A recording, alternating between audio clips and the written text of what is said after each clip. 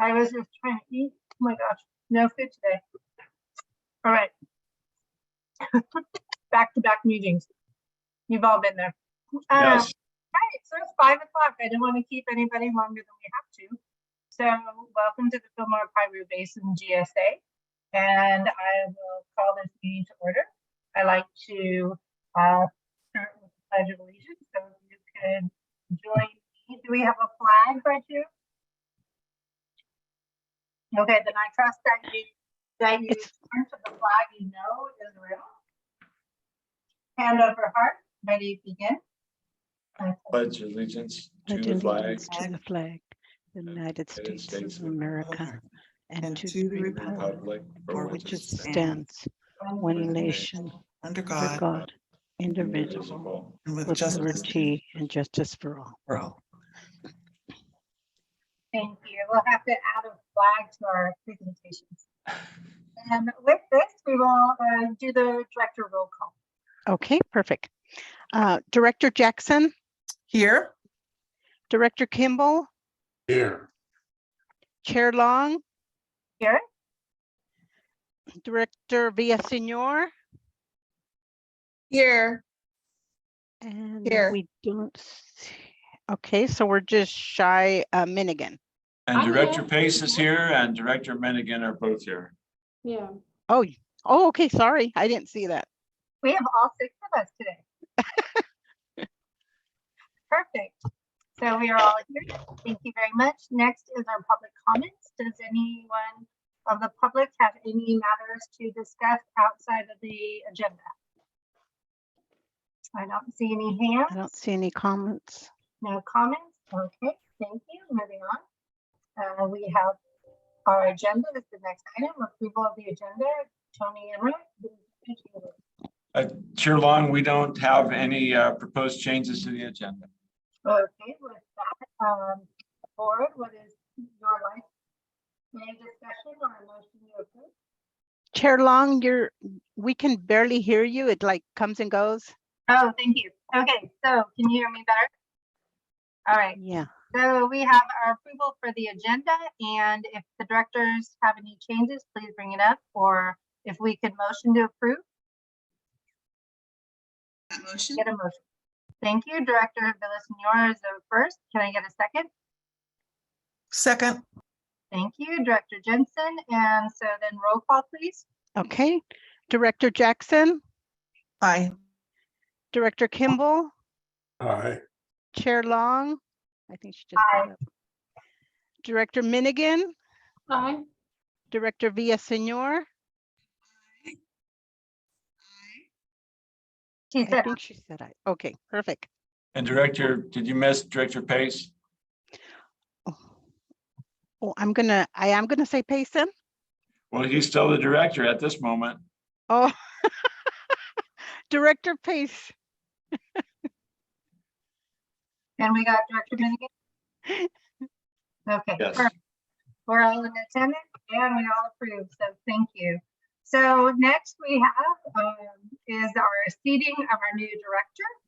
So Director Pace for the Piru Basin, let me hand it over to you.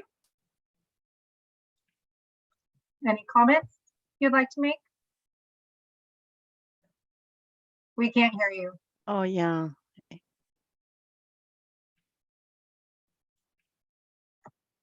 Nope. I can read lips though, so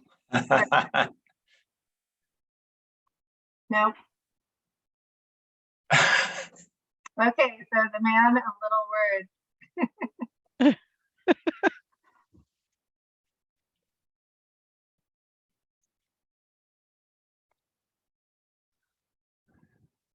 Can you call him? Nope. Aw.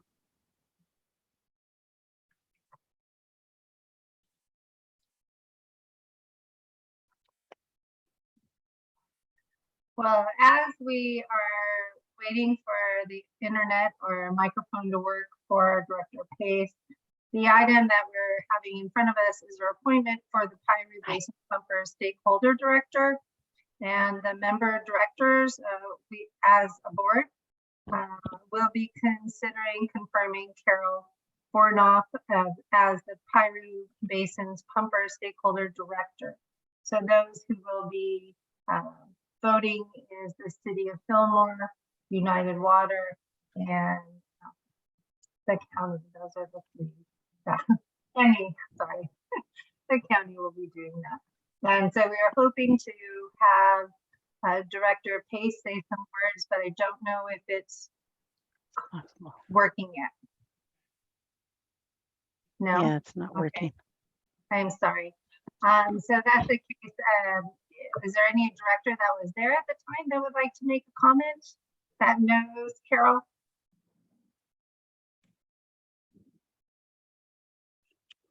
Okay. Is Carol on the phone right now? Yes, she is, Chair Lon.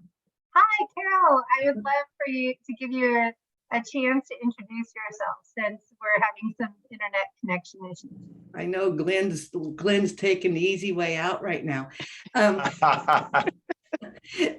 So yes, it would be an honor to sit on the board. I've been working with some landowners in the Ventura Basin for a number of years now, and it's my effort to ensure a safe and reliable water supply. And you know, I would be happy to serve. Thank you. And I was going to give one last chance for Glenn to connect, but it doesn't look like it's happening. But know that he's highly recommending Carol Bornoff for this position. And as our representative of the Piru Basin Pumpers, we appreciate working with all of them. And we really appreciate Glenn's time. So with that, I would like to motion Steve.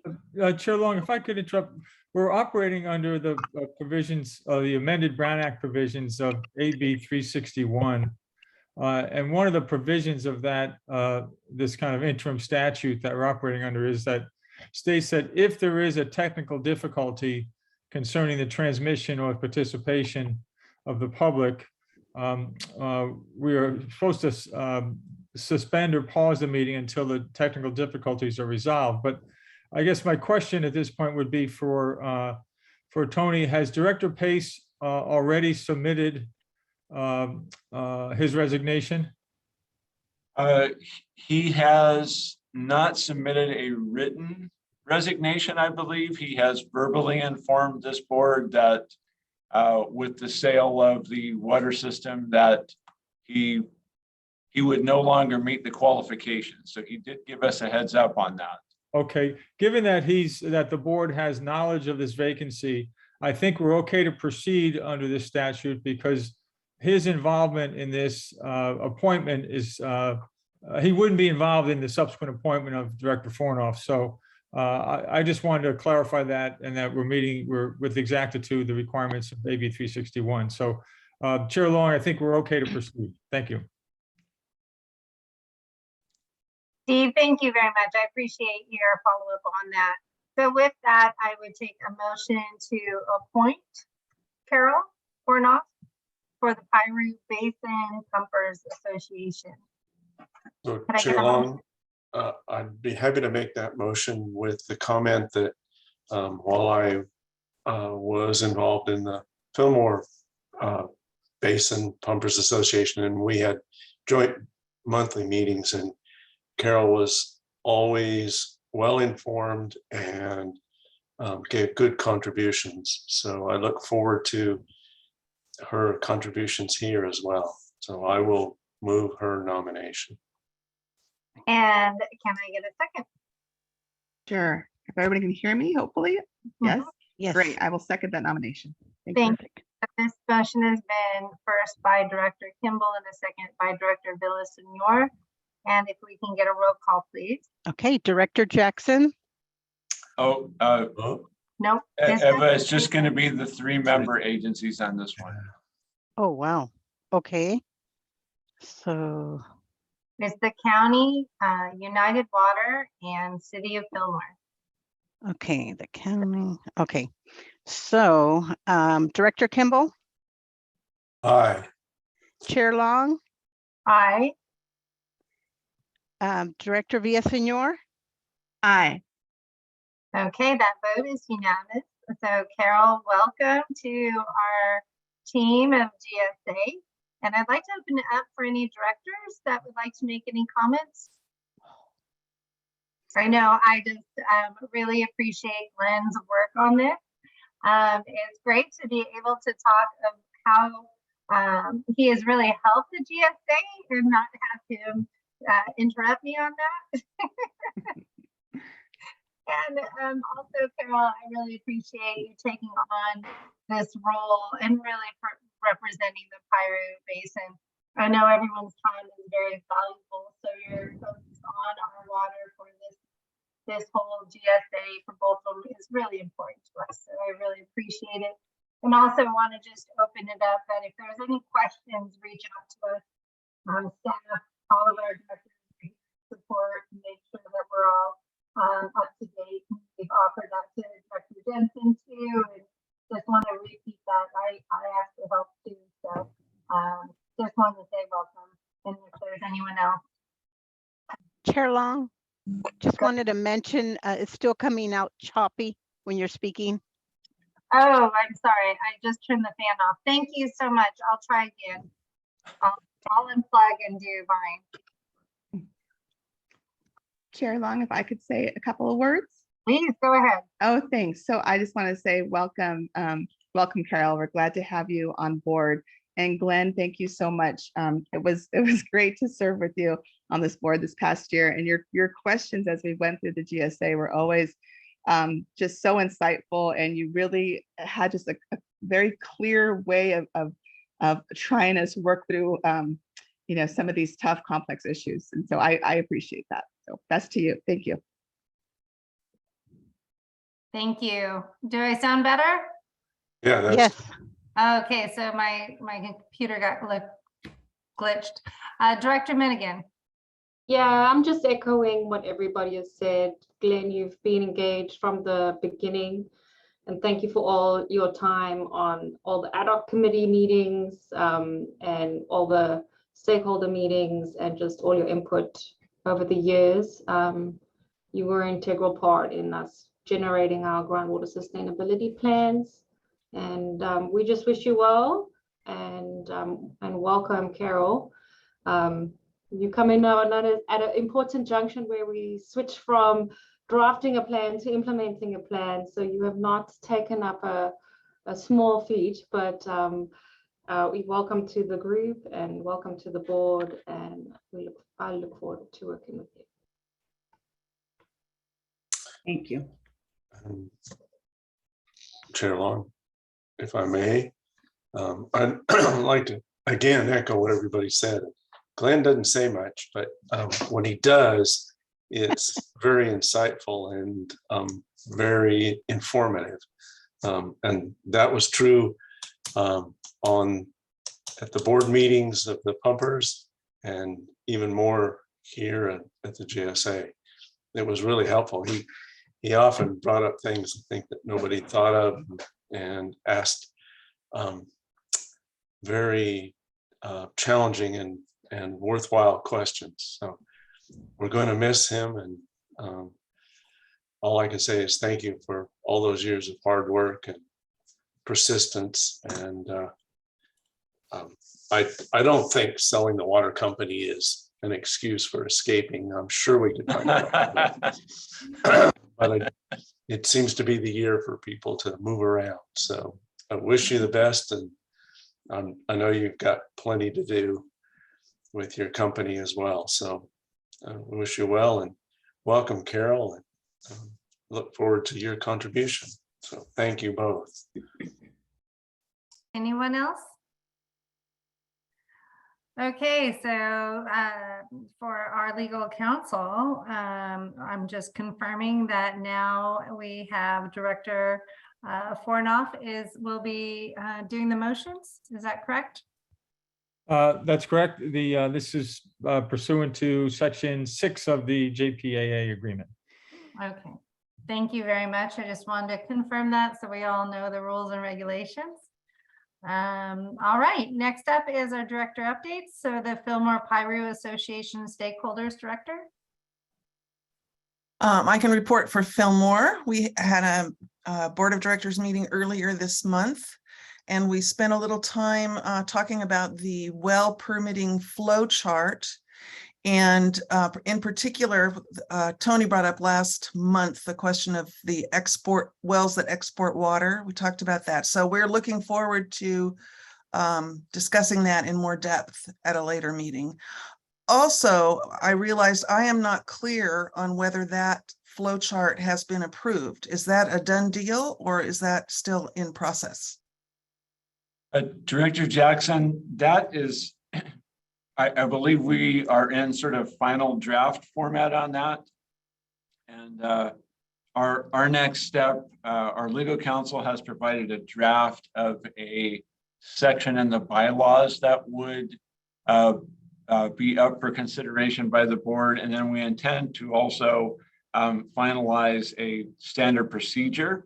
And then that would come before the board for an official action. So at this point, I think we modified that flow chart with board input, and there's still room for some other changes, I believe, but it's in essentially final draft form. Thank you. Okay, next up is our Piru Pumpers Association. Can we just give any updates you might have for us? Yes, in the last meeting, the board discussed the position that I just now filled, the GSA position. In addition to what Debbie had just discussed, we have some new landowners in the basin, and we're seeking their membership. So we'll be actively working with that. And besides the flow chart that Debbie discussed, our next meeting is going to be, I believe, November 2nd. Okay, and then we have our environmental stakeholders, Director Minigan. Yeah, hi. So last week there was a Localizing California water event that focused on the Ventura River in Ojai, which I attended. They did some feedback on a Wildlife Conservation Board grant that they implemented looking at in-stream flow enhancement. And ultimately, they looked at a vast majority of projects that are available to farmers, cities, private residents, and how those can be calculated and quantified for an in-stream flow benefit. And they were looking at what the next phases of this project could look like and what additional projects that could be identified.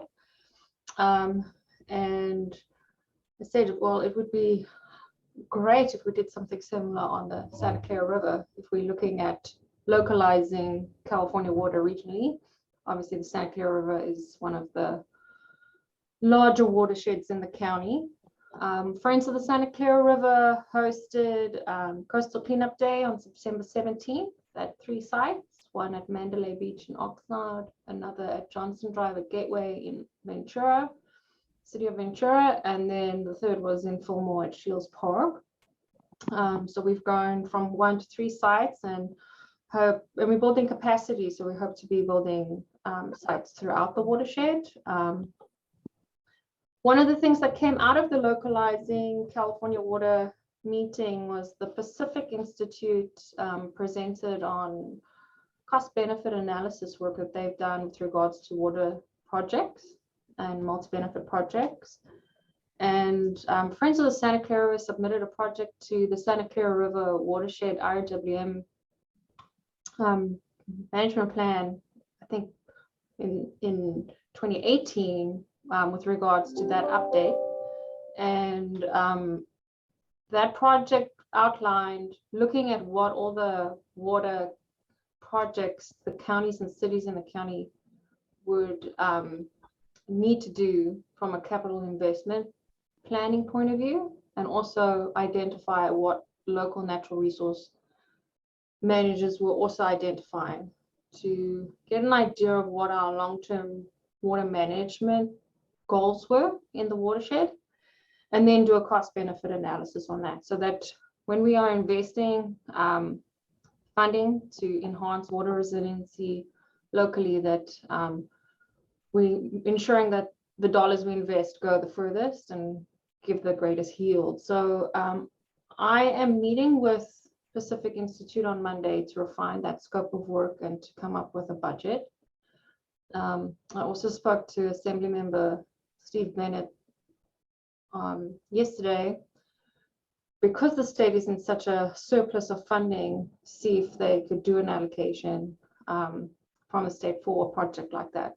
Considering Ventura is one of the first counties in the state that goes into drought, and it's also one of the last counties to come out of drought and has, you know, the highest increases in temperature, we also very much impacted from a water resource and resiliency point of view. So I think it would be a good pilot project for the state, because it could be extrapolated to other areas of the state. To add to that, on September 12th, it was the Watershed Coalition of Ventura County's steering committee meeting where they selected projects under our WM program for Watersheds Coalition of Ventura County under Prop 84 funding. And one of the projects that went forward was from UC Santa Barbara and Stillwater Sciences. And that was to include some groundwater dependent ecosystem monitoring. So additional shallow wells and also some vegetation stress analysis, as well as water temperature analysis and things like that. So it's kind of some of the questions that have been coming out of environmental stakeholder input through our GSP development process, some of those data gaps. That said, the timeline for that grant program is very slow. I mean, if we were to get funding, it would be 18 months out. And so I believe United's also in discussion with Stillwater about what sort of data we can collect in the interim, and that could also account for match towards that grant when it comes online in about a year and a half, if it is funded. And then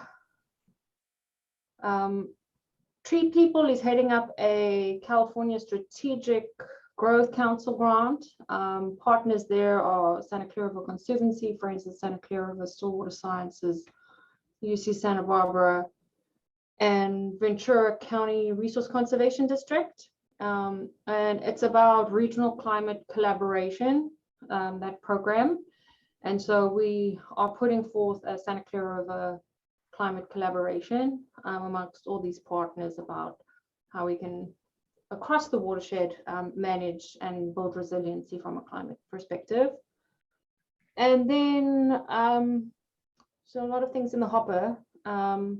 And then I just wanted to note that on the 6th of October, CAUSE is having their annual fundraiser, and the 16th of October, CFROG is having their annual fundraiser. And that's all from me for now. Oh, the other thing, sorry, I forgot. I will be attending the California Environmental Lawyers Association conference in Yosemite in October. And they are going to be covering some SGMA related stuff, so and SEQA related issues. So if there's anything pertinent to GSA management, I'll be reporting back on that too. Thank you very much. And the City of Fillmore. Director Hey. of PSNR. Yes. Hi, everyone. Good evening. A couple of announcements, actually, Director Menaheem's mention of the Santa Clara River Tree People collaboration.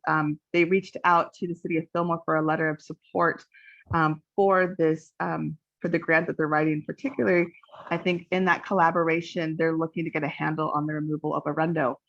And so I set it forth to our city manager, and I think it falls, I'm almost 100% sure it falls within our legislative platform of protecting environmental resources around the city of Fillmore. So I hope to add the city of Fillmore to their support for this grant, and perhaps that's something that we can add to our agenda as our for our agency.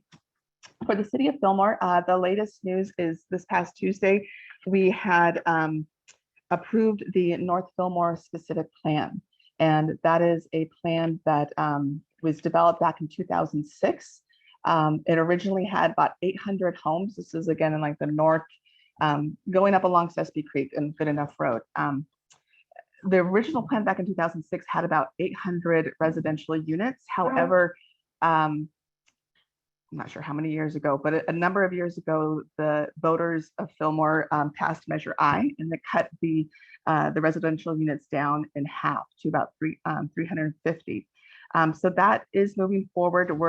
We have a public hearing still open on the Nexus study, but it will be a good number of residential parcels available, as well as light industrial. And currently we have one project, Williams Homes, for about 130 homes that's in the works. So it's working through our planning department right now. So that is the latest from Fillmore. Okay, thank you. And United Water, Director Kimball. Oh, I do not have any updates. Okay. For the county Ventura, I wanted to let you know that I have been an alternate of the Fox Canyon GMA, and am now I'm on the board now with the loss of Supervisor Ramirez. So I just wanted to let you know that. And then yes, Coastal Cleanup Day was a huge success in Ventura County. So just want to say thank you to all who participated. It was just a wonderful event that we have every year. And hopefully people walk away with it knowing that they should be doing it every time they go to the beach or a trail or a creek, just to clean up and help us out. I did know while I was driving to the ribbon cutting the other day that there are still camping in the watershed. And hopefully our partnership with the city of Fillmore and the county, we have a new ordinance in regards to no restricting camping from any of the red line areas, which would be considered Santa Clara Valley. And so hopefully we could look into that to make sure those that are camping long-term get the services they need and not under our bridges, which are very important for us, especially if there was a flash flood or a fire. We've had that before where community members couldn't get out. And since that's in our area, I just wanted to make sure people knew that as well. And I was also told that the governor is working on some water legislation coming out in 2023 in regards to the water infrastructure funding that we're getting from the federal as well. And hopefully we can get some infrastructure funding for our area to bring water or be able to use water more here. We need it. And we're the first part of our basins coming down for the Ventura County. So I'm looking forward to reading more about that. That's all my update today. And also the governor appointed on Friday, so this is hot off the press for you, that council member Vianney Lopez for City of Oxnard has been appointed to the seat with the loss of Supervisor Ramirez. And so it will be at our next meeting, October 4th, is what I'm told.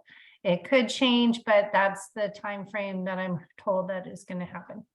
And so just so you know, she will be in District 5, which is Oxnard and Port Hueneme, parts of it. So that's it. And we have our executive director report. So Tony Emmerich. Chairline and board, I have a few items to report. I'm happy to report that the Monitoring Wells project has secured all of its permits. Bird nesting season is past. There were no birds noted in the vicinity of our well drilling efforts, and the contractor has mobilized to the East Grove site that is off of South Mountain Road.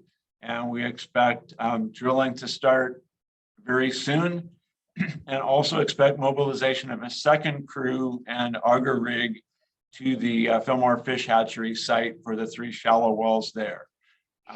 So that was something I think several of us were nervous about, with drillers fully booked and grant funding that expires at the end of the calendar year. So that is moving very well, and we'll bring Eric is out on the site, I think, as we're meeting, and we can probably have him bring some updates of that at the next meeting of this board. Groundwater charges, invoices, and statements were mailed to pumpers for the January-June 2022 period earlier this month, and payments are due October 15th. So after that, I can give you a report on where we are on receivables. Groundwater sustainability planning grant. It's hard for me to imagine that we're finishing our 14th quarter regarding that grant. Where has time gone with all that fun? But staff will be next week starting to put together the invoice 14 and progress report 14, and we're coming to the end of that grant, which has been a real blessing to this agency and to the region. I did a look today to see where the Sustainable Groundwater Management Grant Program Round 2 implementation is. And if you recall, the Round 1, 150 million plus or minus was dedicated to critically overdrafted basins. And so our coastal basins, the Oxnard and the Pleasant Valley basins, were part of that. And there was a roughly 14 million granted to the Fox Canyon Groundwater Management Agency. And there were several projects over there, and we could talk about those at some other time. But I just wanted to focus also on the Round 2, which is plus or minus 200 million, and that's statewide, and it's open to all the basins, including ours. Ours is not critically overdrafted, but it is considered a high priority basin, primarily because groundwater is the only or near only source of water in this area. And so all human and environmental uses are dependent upon our groundwater basins being healthy. The proposal solicitation package for that, I believe at our last month's meeting in August, DWR was thinking that proposal solicitation package might be out this month, and clearly it's not. And they're currently estimating that will be out sometime in October. And knowing that DWR folks are extremely swamped on trying to get money out and deal with grants, I think we probably shouldn't be surprised if it might be a little bit later than that. But the important thing is we are working through our various projects and programs, and it looks like the timing will be good. If there are any of our things that we want to do, that we'll be able to have good timing to apply for some funding through this program. I'm sure that it will be quite competitive because all of the groundwater basins are eligible, and there are many that have some extremely serious problems, but I think we have some good projects that can be competitive. So that's the update on that one. And then I did want to share on, you may have seen already, but we did provide a comment letter to Assemblymember Bennett on AB 2201. And after our last board meeting, that did pass the Senate with modifications or with amendments. It went to the Assembly, and it was needed to have an Assembly vote on the last day or two of the legislative session, and it did not make it to an Assembly vote. So the legislative session closed, and that one did not move forward. I think we can probably expect that that there may be a bill that's similar in the next legislative session. And of course, we're working through compliance with the executive order that contains many of these same things. And then last but not least, we lost, oh no, we do still have Director Pace. And as Director Kimball said, he's often a man of few words, and tonight he's a man of no words. So I think he was trying, but we couldn't hear him. But we do want to try to have a gathering of this board and others that want to honor Director Pace. And I think especially because he was one of the founding members of this agency, and I think it's been about 5 years that Director Pace has served on this board. And I know he has lots of other stuff to do. So we are proposing something similar to what we did with Director McFadden ending his term with the board. And I'm going to throw out, I don't know, about October 21st at El Pescador. That seemed like a good place.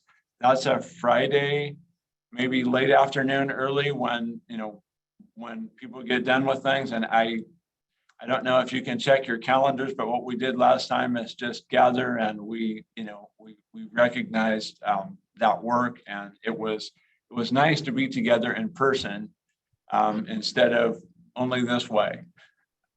So that's the date that we're putting out there for consideration. And I don't know if anybody looking at your calendars, if that seems like a terrible one or if there's a different one, but looking like I see a few yeses or likelies. Okay, well, we'll what was the date again? It is October 21st. And Glenn will be out of state from October 14th through October 24th. So I'm going to be his voice from his text just now on the chat. Well, we can't get together without him, so we'll look for a different date. Okay, well let's check with Director Pace. Okay, we'll do. But it sounds like we have agreement that would be something that this board would want to, something that's a little bit nicer than a Zoom meeting to thank him. So I agree. All right, and that's all I have, Chair Long. Okay, and next we have our legal counsel. Thank you, Chair Long. We've been involved in a few things since the last meeting. Work with the two Tonys on the flow chart that's arising out of the executive order from the governor. Worked also on some amendment to the bylaws concerning that flow chart, as well as possible amendment to allow the executive director to have some authority on public works change orders. That should be coming to the board at the next meeting. Also work with Eva on the protocol for document execution, and reviewed some observations from the audit. Also looked at some and talked to Tony Morgan about some export issues from the basin. And that concludes my attorney's report. Okay, and then we also have our GSP consultant update. Evening, everyone. Pretty short one for tonight. I'd like to start off first by saying welcome to Director Fornoff. look forward to working with you. And if you need anything to help bring you up to speed, please don't hesitate to contact me, and we'll see what we can get to help you with that effort. Director Pace, we've enjoyed working with you on the GSP process. And early on, folks may not know, on the GSA formation process, as we beat around quite a few versions of language on the formation of the JPA. So he's been involved in that process for quite some time. Your input and insightful comments will be missed. So the executive director spoke about Senate Bill 2201 from Bennett that did not pass, and I've been assured by Assemblyperson Bennett's office that it may be down, but it's not gone. It'll be coming back next session in some version. We don't know exactly what that language will be yet, of course, but it will be resurrected. And then we've been spending the rest of our time dealing with project and management actions, and we'll go through some of those in agenda item 6A. So we'll just hold that off till then. And that's it for me, Chair. Thank you. Thank you very much. Okay, we have our updates. Next is the consent calendar, which includes our minutes, warrants, financial report, monthly financial report, and the teleconferencing extension. Are there any questions on any of the items in the consent calendar? If not, any public comments? Can we get a motion to approve? I move we approve. Thank you, Director Jensen. And a second, please. I'll second. Okay, and that is a second for Director Fornoff. So roll call, please. Director Fornoff, Aye. Director Jackson, Aye. Director Kimball, Aye. Chair Long, Aye. Director Minigan, Aye. Director Villaseñor. Aye. Perfect. Did I get the second wrong? It was me. Okay, please. Yeah. I thank you Okay. for that correction. When I No problem. heard the voices, I was like, oh, I picked the wrong one. It's okay. Thank you. If you could correct that, I appreciate that. Yeah. Thank you. Next we have is our information item, our Santa Clara Valley Sanitation District Chloride Compliance Project. Do you want to do any other introduction on this, Tony Emmerich? Yes, just briefly, we have Martha Tremblay with us. Thank you, Martha, for joining us. And this is a project I know that the sanitation district has been working long and hard on. And in our planning process, both board members and stakeholders asked various questions about that. And so instead of Dan Detmer and I trying to talk to somebody with the district and answer the questions, we asked if Martha could come and give us an update on the project and do her best to field any questions. So thank you, Martha. Okay, no problem. And thank you for having me here. So let me share my screen. And okay, I think I did this before. Okay, there it goes. Okay, share. Okay, can you see my slides? Yep. Okay, perfect. Well, good afternoon. Thank you very much for having me here. My name is Martha Tremblay. I'm the Assistant General Manager at the Los Angeles County Sanitation Districts.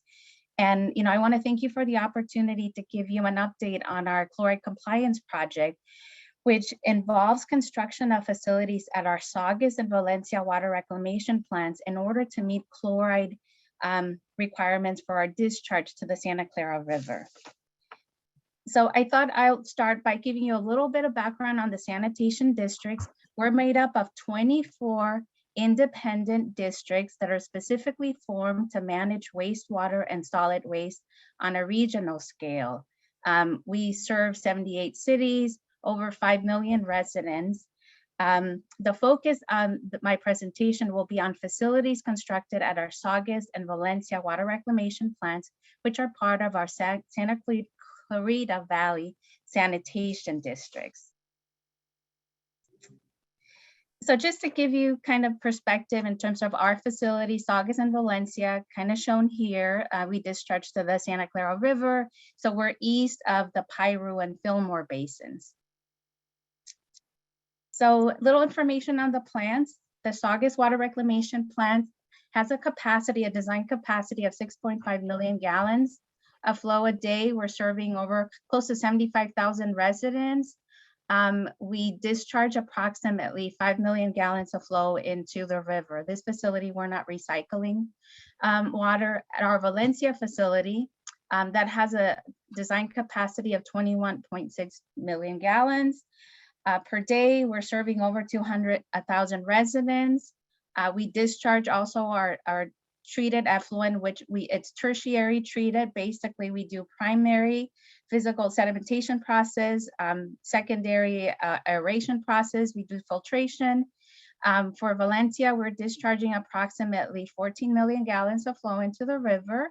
Currently, about 500,000 gallons is being used by the Santa Clarita Valley Water Agency, and they have plans for additional recycling. So now the chloride compliance project involves basically meeting chloride requirements that were part of a total maximum daily load TMDL that is now within the basin plan. Basically, it involves for us, in order to comply with the new requirements, construction of UV at Saugus, and then construction of ultraviolet, I'm sorry, I should have said what the acronym was, ultraviolet facilities and advanced water treatment facilities at the Valencia water reclamation plants. So the idea here that in order to meet the chloride requirements that apply to the reach 5 and 6 of the Santa Clara River, for the Saugus water reclamation plant, which is upstream of Valencia, we were allowed a chloride limit of 150 million gallons, I'm sorry, milligrams per liter. It's a site-specific objective with the expectation that the advanced treatment, the removal of chloride, would take place at the Valencia water reclamation plant. And here the requirement that we are required to comply with for the final effluent is based on a waste load allocation for chloride specifically. The expectation is a 100 milligram, less than 100 milligrams per liter. That would be downstream of our facility. And it would be based on a 3-month rolling average. So now in order to remove chloride, which is salt, basically, it's a pretty complex process, right? Here is the, let's see, this is kind of blocking me. In terms of the process, the advanced treatment facilities, it's basically a combination of membranes in order to target chloride removal. Right, that's what our requirement is based on. So after our UV process, which is, the treatment plant has the primary treatment, the biological process, and we have filtration, we have ultraviolet radiation for disinfection. After that, a portion of the flow would go through a process called microfiltration, a membrane process. So that we're filtering, we're basically using this as a pre-treatment where we use microfiltration, nanofiltration, and then ion exchange. Here we're working with we're filtering the water, working with the chemistry of the water so that we can target chloride removal through reverse osmosis, which I'm sure many of you are familiar with. But the challenge at our facility, we're many miles away from the ocean. And when you have reverse osmosis processes, you have the generation of, we call it RO concentrate, but it's basically salt, brine that's concentrated.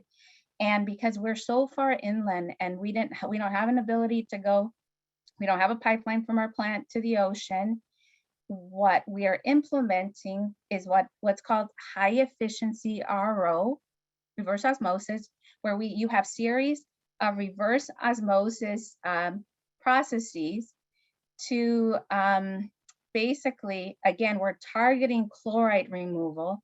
And here we're trying to minimize the amount of the brine, that concentrated salt. Here, The facilities we're constructing will have a capacity of about 6-7 million gallons of flow at max. And here at those levels, because we're using these highly efficient reverse osmosis membranes, we expect to need about 6 to 10 trucks that will haul this RO concentrate, this brine, to our facility in Carson. We have a large facility in the city of Carson that has a tunnel and outfall system that allows us to send this salt to the ocean.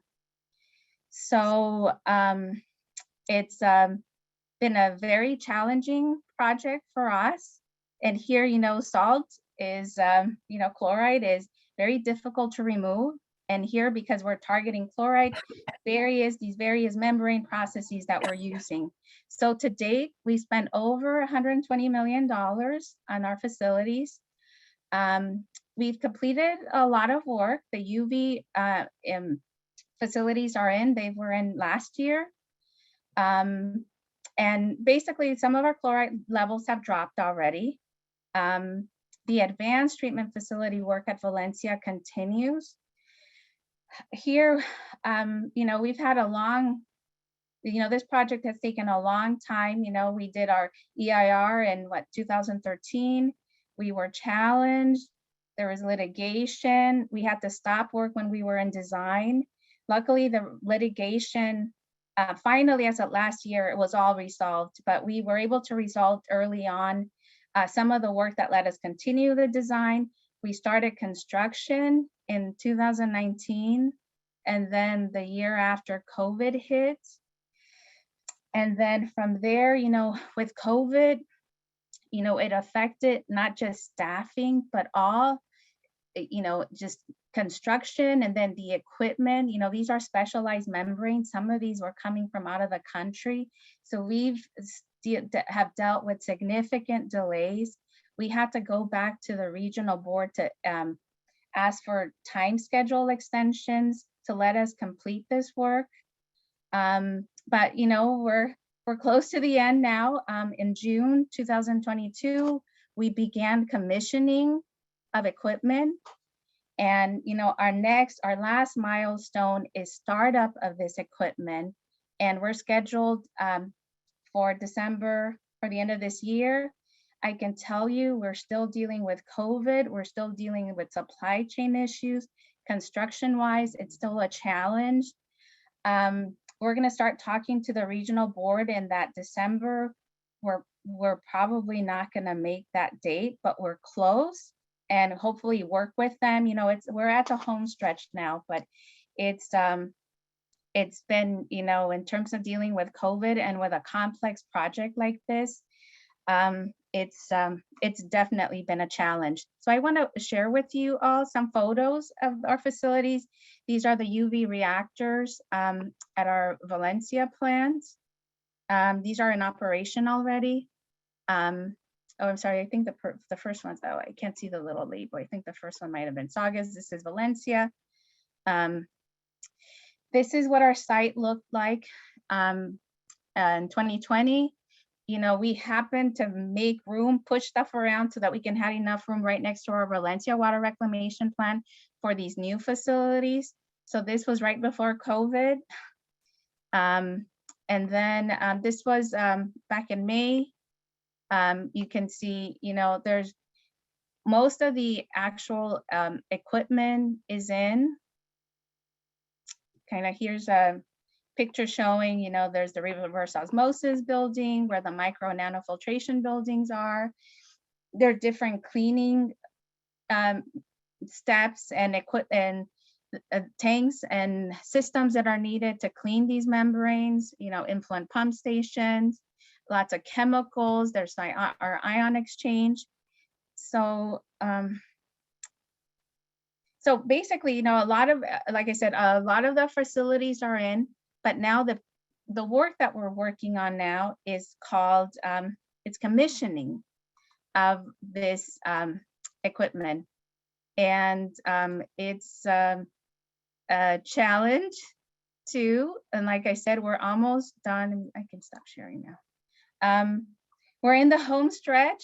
we're close to being done, but now the hard part is now in terms of conditioning is making sure that all this complex membrane systems and equipment gets powered properly, that they communicate with each other the way they're supposed to communicate, and here all to target the removal of chloride and then to minimize the amount of that brine that's generated from this membrane process so that we are able to manage it. And yes, we will be managing it by trucking it down to our Carson facility so that we can discharge to the ocean, because that was really our, the best option for us.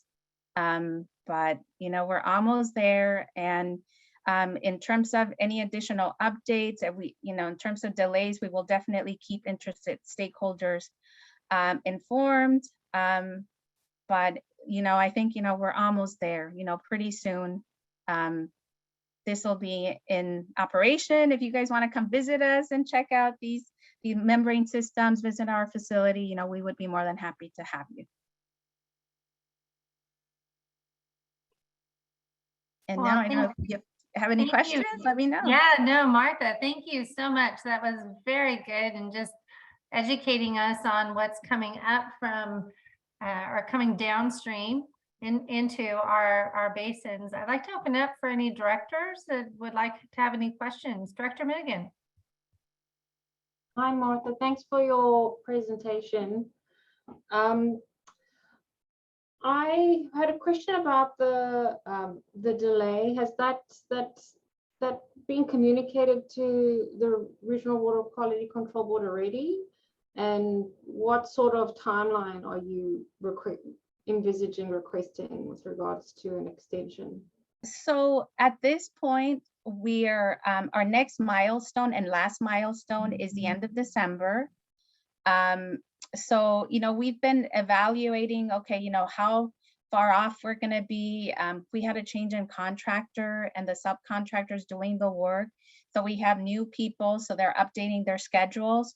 But basically, we need to let the regional board as soon as possible because, we need to be in compliance. Some of our funding, there's an expectation that you are in compliance in terms of any requirements, discharge requirements. So that's why it's very important for us to be under some sort of order that gives us additional time. So the next milestone is December 31st. So we are starting to talk to the regional board now so that we can work out the schedule. But, there's just so many things in flux, and unfortunately, we're still in COVID, and the concern here is that we start testing out the equipment. If something blows out, it's like, and you need to order it, it's like you might be looking at weeks. I don't know if you being homeowners, if you've tried doing a remodel or you try ordering something and then you hear it's going to be weeks and weeks away. Here we've been dealing with ongoing challenges for hundreds of things, but we've been able to manage. I think we're getting closer. So yeah, we'll definitely need to let the regional board know before the end of the timeline, let them know our proposed extension. It would just be a matter of months since we're almost there. And then of course, typically there's a public process for that provides people an opportunity to comment. So like 3 to 6 months, you think? I would say yes, we're talking months here. We're not talking years. We're almost at the end. Yeah. Right. So Friends of the Santa Clara River had actually commented during the LA Regional Water Quality Control Board's update on the permits. And a lot of environmental groups actually commented, and folks found that the permit conditions were less than preferable. Can you confirm with us how you're going to be monitoring downstream of the facilities? Because I think the concern for us is the GSA is how the water quality from upstream is going to impact us downstream. Yes. And I think what you're referring to, actually, our NPDES permit was renewed. Our surface water discharge permit was renewed in May. That permit gets renewed every 5 years. That permit included new requirements for temperature. Final effluent temperature requirements that we're not able to meet. It's a new interpretation of what's in the basin plan that was previously not approved, not included in any of our permits, and the regional board included it, and then included because we couldn't comply. We requested a schedule to be able to achieve compliance. And that's what the concerns were related to temperature. In terms of chloride, we would be monitoring, we have the requirement will be a 3-month rolling average. We will be monitoring several times a month, and then that data gets averaged out to make sure that at the end you meet your chloride target. Okay. So it's a rolling average, right? So every month you collect your samples and you're able to average them out.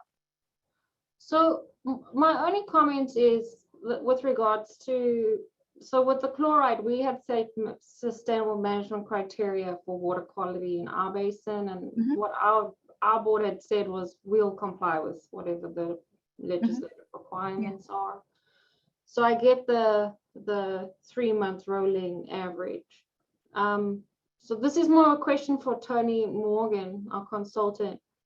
Tony, do you find this 3-month rolling average is gonna fly by DWR?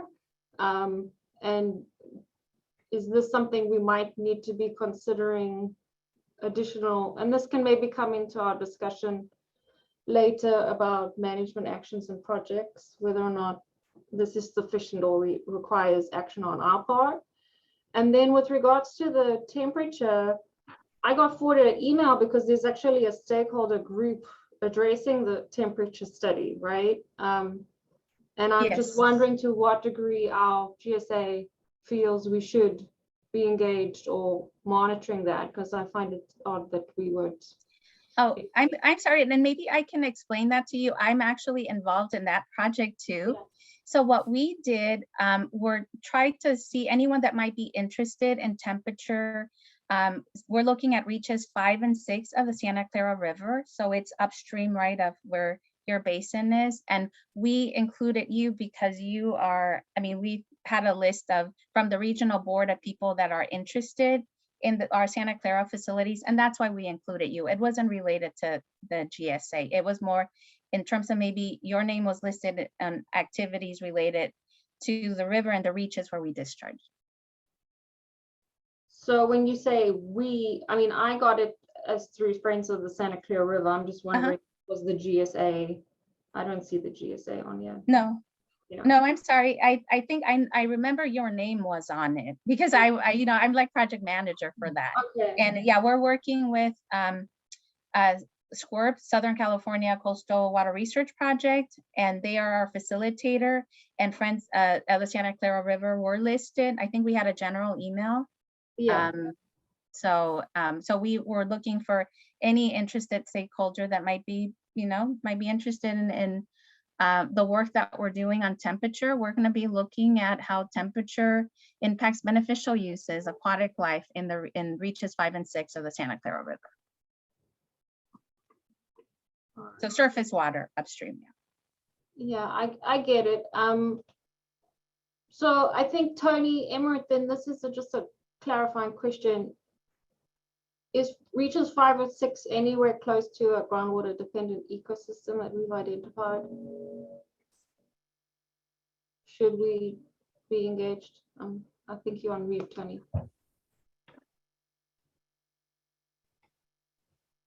Oh, Tony, you still on mute? Director Menigan, yes, direct reaches 5 and 6 do reach down to the upper basin, Piru Basin boundary, and there is a groundwater dependent ecosystem area.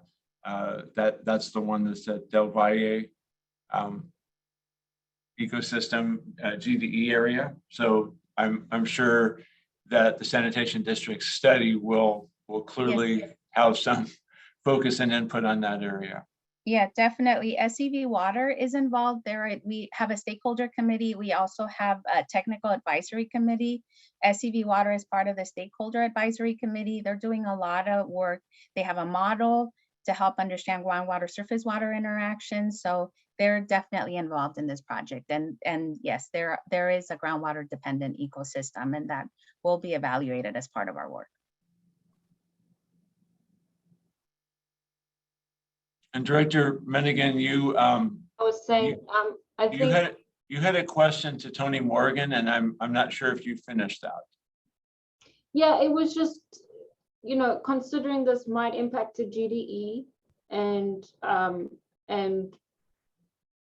like this might be something that might have to be added to the management actions that we're going to discuss in later agenda item or potential project, or how we can be engaged. I just don't know if Tony should be on the email list with this for the stakeholder group or yourself, so that we just abreast of how that's progressing as it could impact the GDE.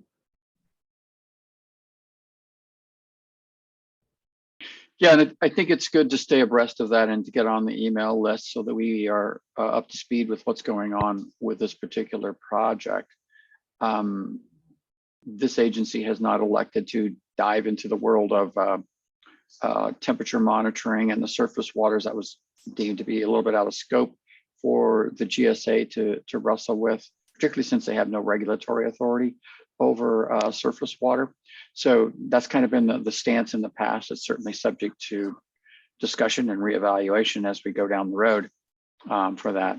You had also mentioned, Director Minigan, a comment about the rolling averages and the 3-month kind of time frame. That's a pretty standard technique in a lot of things. You know, for salt nutrient management plans, they'll have rolling averages and things like that. But the thing to keep in mind is, while it's a rolling average for compliance, they also have data at a much finer scale than that.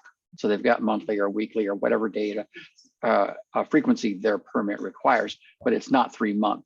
The 3 month is just the rolling average. Okay. And so when it comes to those inter-basin agreements, you know, are we sharing that data? Is because this is a public water agency, is that data publicly available, Martha? Like, You mean our data or the treatment plant data? Yeah, we are required to submit it to the regional board, and it's publicly available. Okay, any other questions? Candice, did you have any other questions? Okay, any other directors, questions? I had a quick question. Yeah. Do either of the plants have currently have the capability to adjust the temperature of their output? No, and you know, temperature is impacted by a variety of factors, just ambient, right?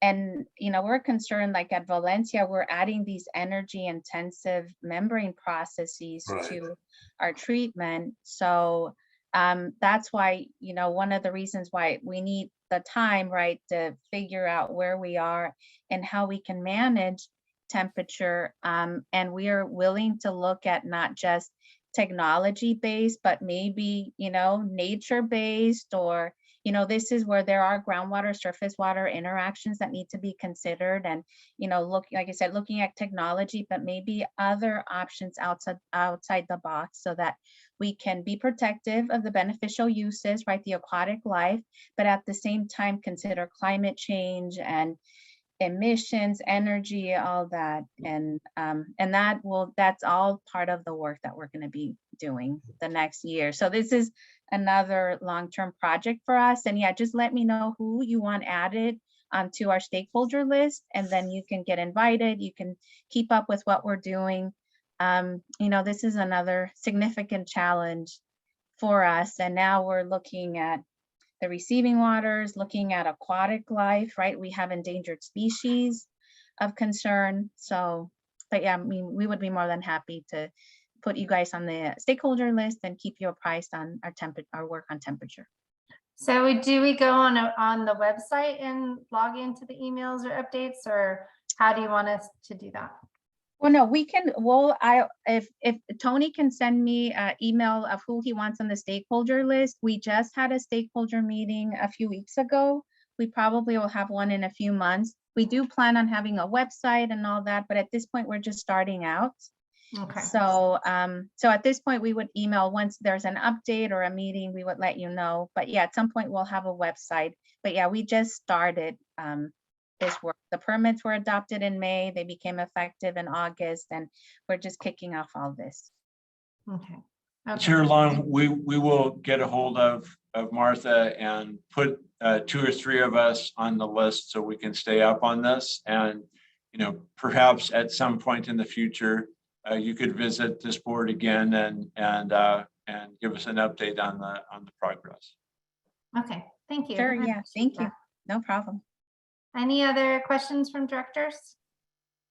I really appreciate having this on so that we can understand where we appreciate the partnership, both upstream, downstream, because we're all affected. And I think that the more people coming together regionally for solving some of our water issues or all of our water issues is really a good thing. So I just want to say thank you.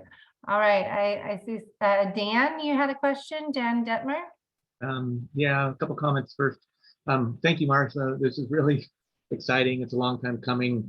When I was young staff here in 1997, they said deal with the chloride CMDL, and so you told half the story. The first 15 years or so was a lot of controversy, a lot of arguing, a lot of unfair loading arguments on salt balance in Piru Basin, and you know, the sand districts around, I think around 2009 or 10, decided to do the right thing and committed to these discharge levels, and then they started fighting their constituency over the cost. So they've been struggling. You know, they decided a long time ago to get the chloride out of the water, but it's been a long road, and I'm glad you're finally here. They did a lot of really good source control studies. You know, they got a lot of smart people that did a lot of hard work to get here. So I'm glad you're finally here. It is exciting. So thanks for your efforts and continued efforts, and good luck with your future lawsuits. But I guess my question is, in the interim, as the 5 Point development is coming online, and we know, does it make sense to build a large treatment plant for a small community as it starts to grow? Could you just provide a brief update on the arrangement with what used to be Newhall Ranch and now 5 Point? I think you're receiving their waters until they build a plant. Yes, for the first 6,000 homes, there's an agreement between the Newhall Sanitation District, which is created, it does exist, and then the Santa Clarita Valley Sanitation District. So it's for the first 6,000 homes that's in place. The Santa Clarita facility has capacity for it. In terms of chloride, though, 5 Point is required to treat some flow to remove chloride, so that they're not contributing to this. So they are doing that for the homes that have gone in, and are required to do it for the additional homes until we have a system in place, and then, you know, contractually we can work things out. But you know, at this point, there's an arrangement for the first 6,000 homes. Yeah, and then when they build their plant, I believe they committed to 100 milligrams per liter. Oh yes, that not a flow weighted, not a. Oh no, yes, I think yes, that facility. If once that facility is built, it has to meet 100 milligrams per liter. Yes, it would have its own discharge point, and the expectation is it has to meet the requirements off the bat when it starts discharging. Yeah, thanks for clarifying that. Okay. Thank you. And Director Minigan? Oh, I was just gonna remind everybody, I requested that Ava circulate the temperature study. So like they had that recent stakeholder meeting with regard to the temperature stuff. So that's being circulated to all the directors already, if you're interested in that information from that initial meeting. Thank you. And Director Kimball? Yeah, I just wanted to actually echo Dan's thank you. I know this has been a long and tortuous process, but for those of us downstream that use that water, chlorides are for agriculture a huge problem. Obviously, that's why I mean, aside from any endangered species issue, the rising chloride levels in the water in the Piru Basin are a fundamental challenge and risk to agriculture in the valley. So arriving at this solution that that will keep things from getting worse, and over time, hopefully will reduce the levels in the Piper Basin to a level that ag can sustain. So anyway, thank you. This is a long process, and your description didn't do justice to the difficulty that everybody's gone through to arrive here. So I appreciate and applaud that we're getting there, that you're getting there, and that you've met all the challenges. So thank you, and please communicate that to the team as well. Okay, thank you. Thank you. And also, any public comments? Didn't want to ask that as well. Okay, director, staff, public, any other further questions for Martha? Really appreciate this, and please let your board know also that we appreciate our partnership as well. Okay, and this is an information only, no motion to that. So appreciate it. Next, we'll be moving to the projects and management actions. So Tony Emmerich. Chair Long, we'll just go right to Tony Morgan, who's going to share his screen, and we'll continue the discussion we started last month. Yes, perfect. Thank you. All right, can you see the screen? Yes. Awesome. Awesome. So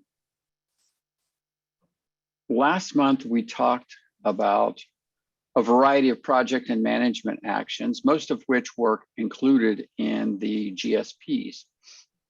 And so you'll see here on the screen, the first three projects are in sort of a, I don't know what color that shows up on your screen, but sort of a tan color. Those were the ones that were listed in the GSP documents as the agency will perform those projects. And as we heard earlier tonight, projects 2 and 3 are underway, with the monitoring well programs getting kicked off for some field work. Project 1, the Cienega Springs restoration project, drought refuge kind of project, is still in development. So we're working on those. And then projects 4, 5, 6, and 7 are projects that were identified as the board would revisit and would consider developing something out of those. So the ones that have a check mark in front of them, which is projects 1, 6, and then one that was raised separate from the GSP effort is the domestic well vulnerability assessment. Those projects with the check mark in front of them, we discussed last month at the board meeting. And tonight, let's do a quick run through on the ones with the red star there next to them. That's 4, 5, and 7. So we'll start with project number 4, the purchase of supplemental waters, and talk about what that means. So what are some examples of those supplemental waters? And we've had some conversations about this at a few board meetings in the past. And so we're talking about, for example, table A water, those excess state project waters that periodically become available. It's not something you can really rely on every year. They're sporadically available, and that purchase would come through United Water Conservation District. Okay, that's been done in the past, but there was discussion at previous board meetings about potentially having this agency develop a pot of money, for lack of a better description, that could be supplement to what United was going to purchase and bring water into these 2 basins via that mechanism.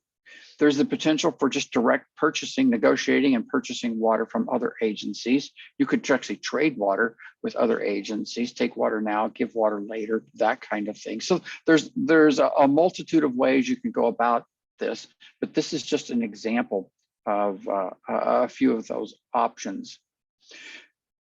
The question was raised historically in this agency when we were talking about supplemental waters and the purchase of that to augment the water that's in storage in the basin and give it a little more drought resiliency, if you will, was how are we going to pay for that? Is that rolled into the extraction fees? Is there some sort of special assessment? And we talked about a phrasing called a supplemental water fund in the past? Is there an ad valorem? None of that's been settled, of course, because we're still wrestling with this idea and this concept. But there are multiple ways to do that.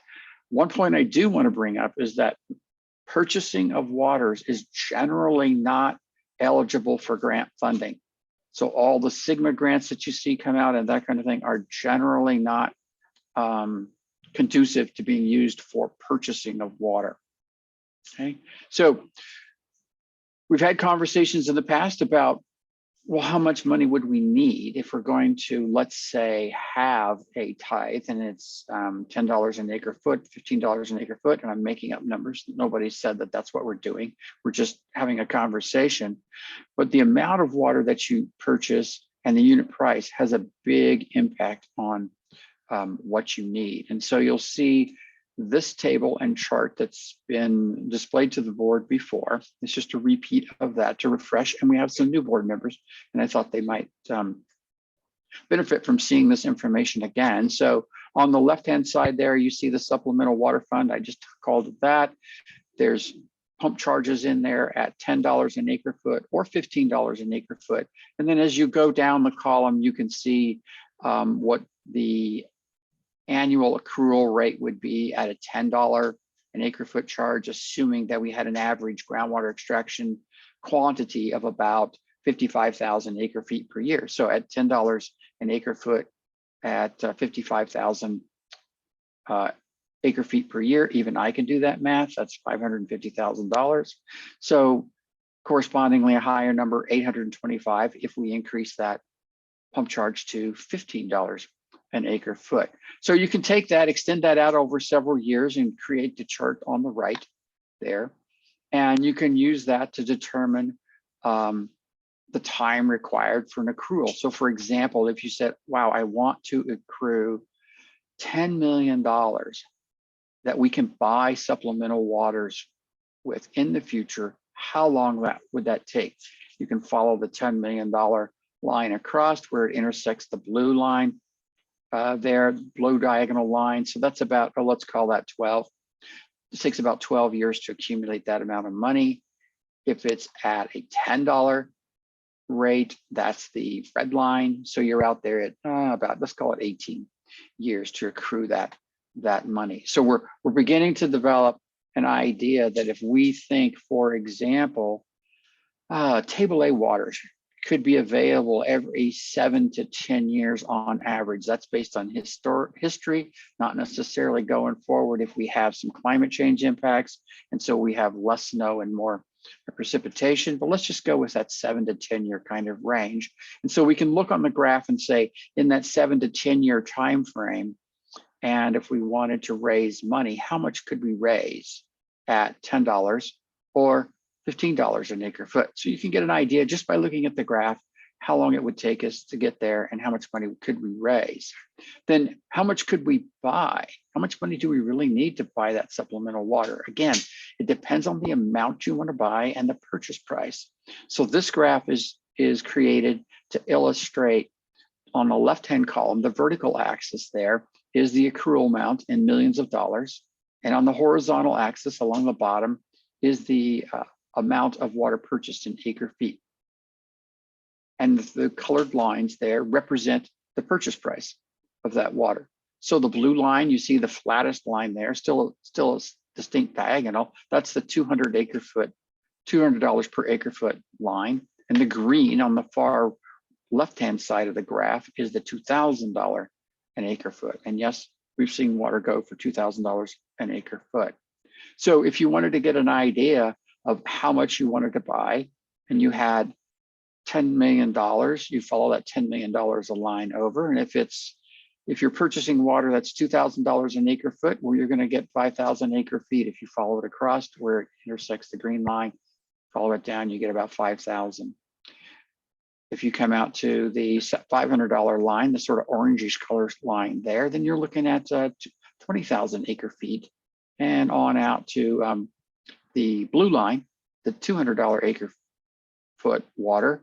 That's in the range of what table A waters typically are at. So you're out there at being able to do like 55,000 acre feet of water. So there really is a difference of how much water you want to buy, how much are you going to pay for it, and that factors into your accrual rate. So any questions about that kind of concept? That's a pretty straight math concept there, but I wanted to make sure everybody got a chance to get refreshed on, let's say. Straight math. Yes, go ahead, please. I don't know the protocol here. I have a question. How often in the past has table A water been available? It's like every 7 to 10 years. I know United did some further evaluation of that, and I would encourage Dan Detmer, if he's got those numbers at hand, to weigh in if it's the 7 to 10 doesn't cover the range adequately.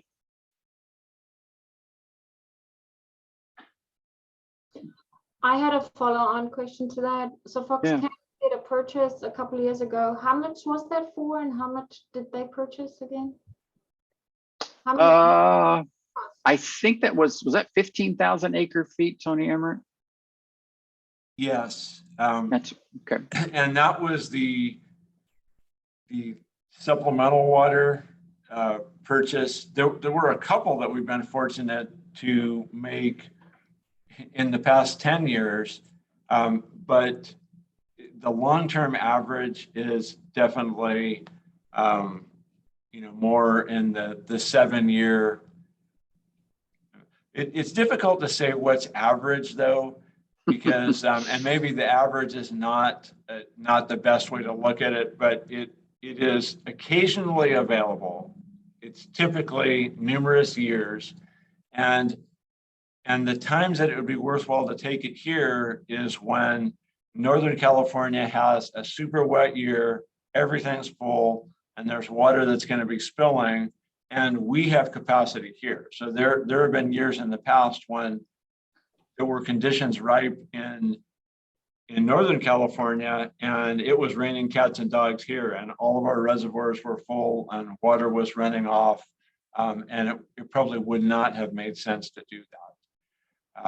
But that water was, that Article 21 water was, essentially state water project spill water, and that, if you're a state water project contractor, you already paid your normal fees, and so it's just the transportation cost, which the first batch of releases that we purchased, I think, turned out to be about $180 an acre foot for the conveyance cost.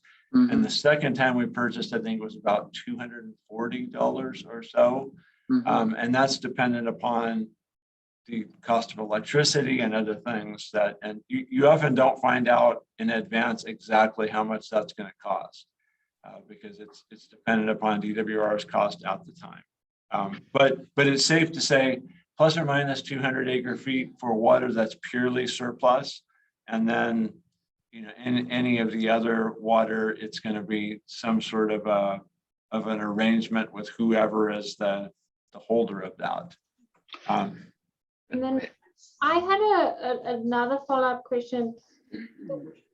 Assemblymember Bennett had the water forum at the county office a couple of weeks ago, and someone made a comment that our wet year average is actually like 15 years. So is that what you're alluding to, Tony, when you say the average isn't helpful? Especially with the supplemental water. So the supplemental water in large quantities historically has been, I believe, somewhere around 7 years. Every 7 years over the life of the state water project, they've been essentially everything's been full and they've been at risk of spilling. But I think that you have to have conditions right on both ends. And there are many others who have been working on building storage capacity in their areas. And, we have a really big neighbor to the south, Metropolitan Water District, who's been working very hard to try to increase the storage. So they're a holder of, I guess if there are more hands raised, then there's water at the moment. Then they divvy it up by your share of the state water project. And Ventura County, or this part of Ventura County, the Central and Ventura River watershed, are half of 1% of the state water project's allocation. So if we get into an arm wrestling match over who gets the water between us and Metropolitan, then we just get a few drops. So there's all sorts of complication in there in how that's being done. United's working pretty hard to develop relationships that would allow these transactions to take place. There are some agencies that have absolutely zero capacity to take supplemental water.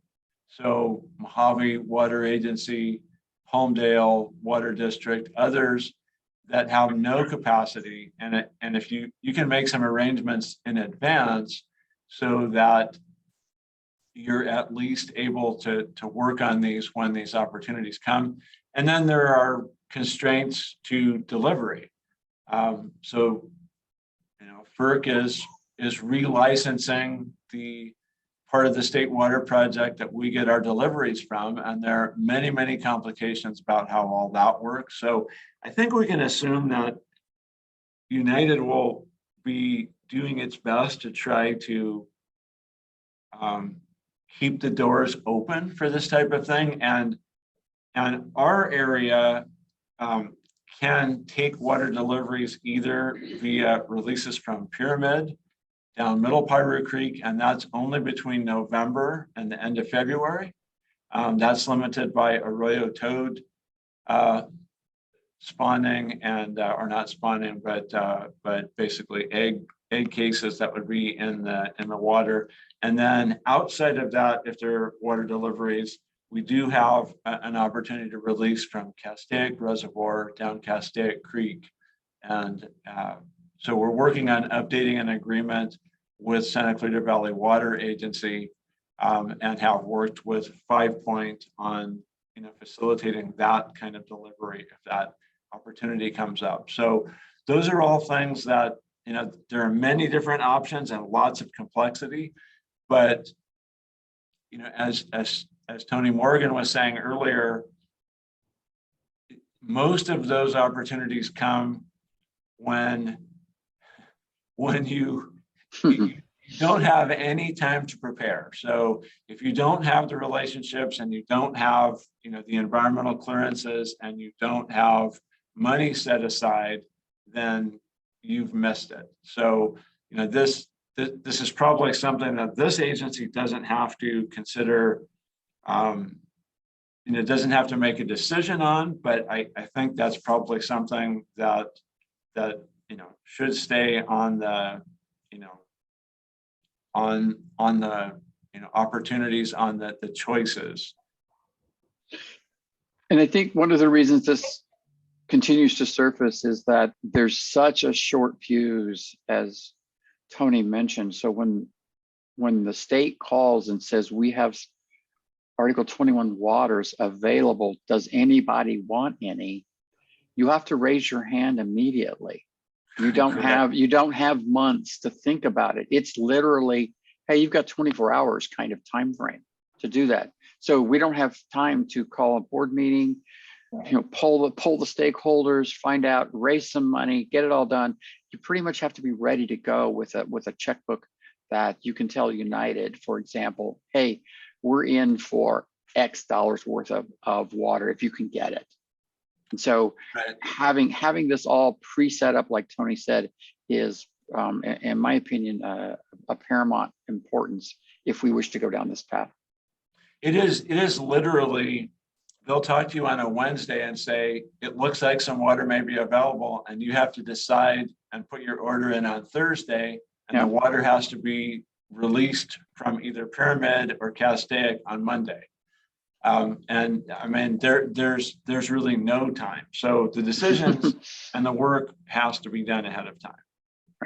Right. And, on behalf of these two basins, United will continue to work on, a lot of the relationship stuff and the licensing things, and to try to keep those doors open.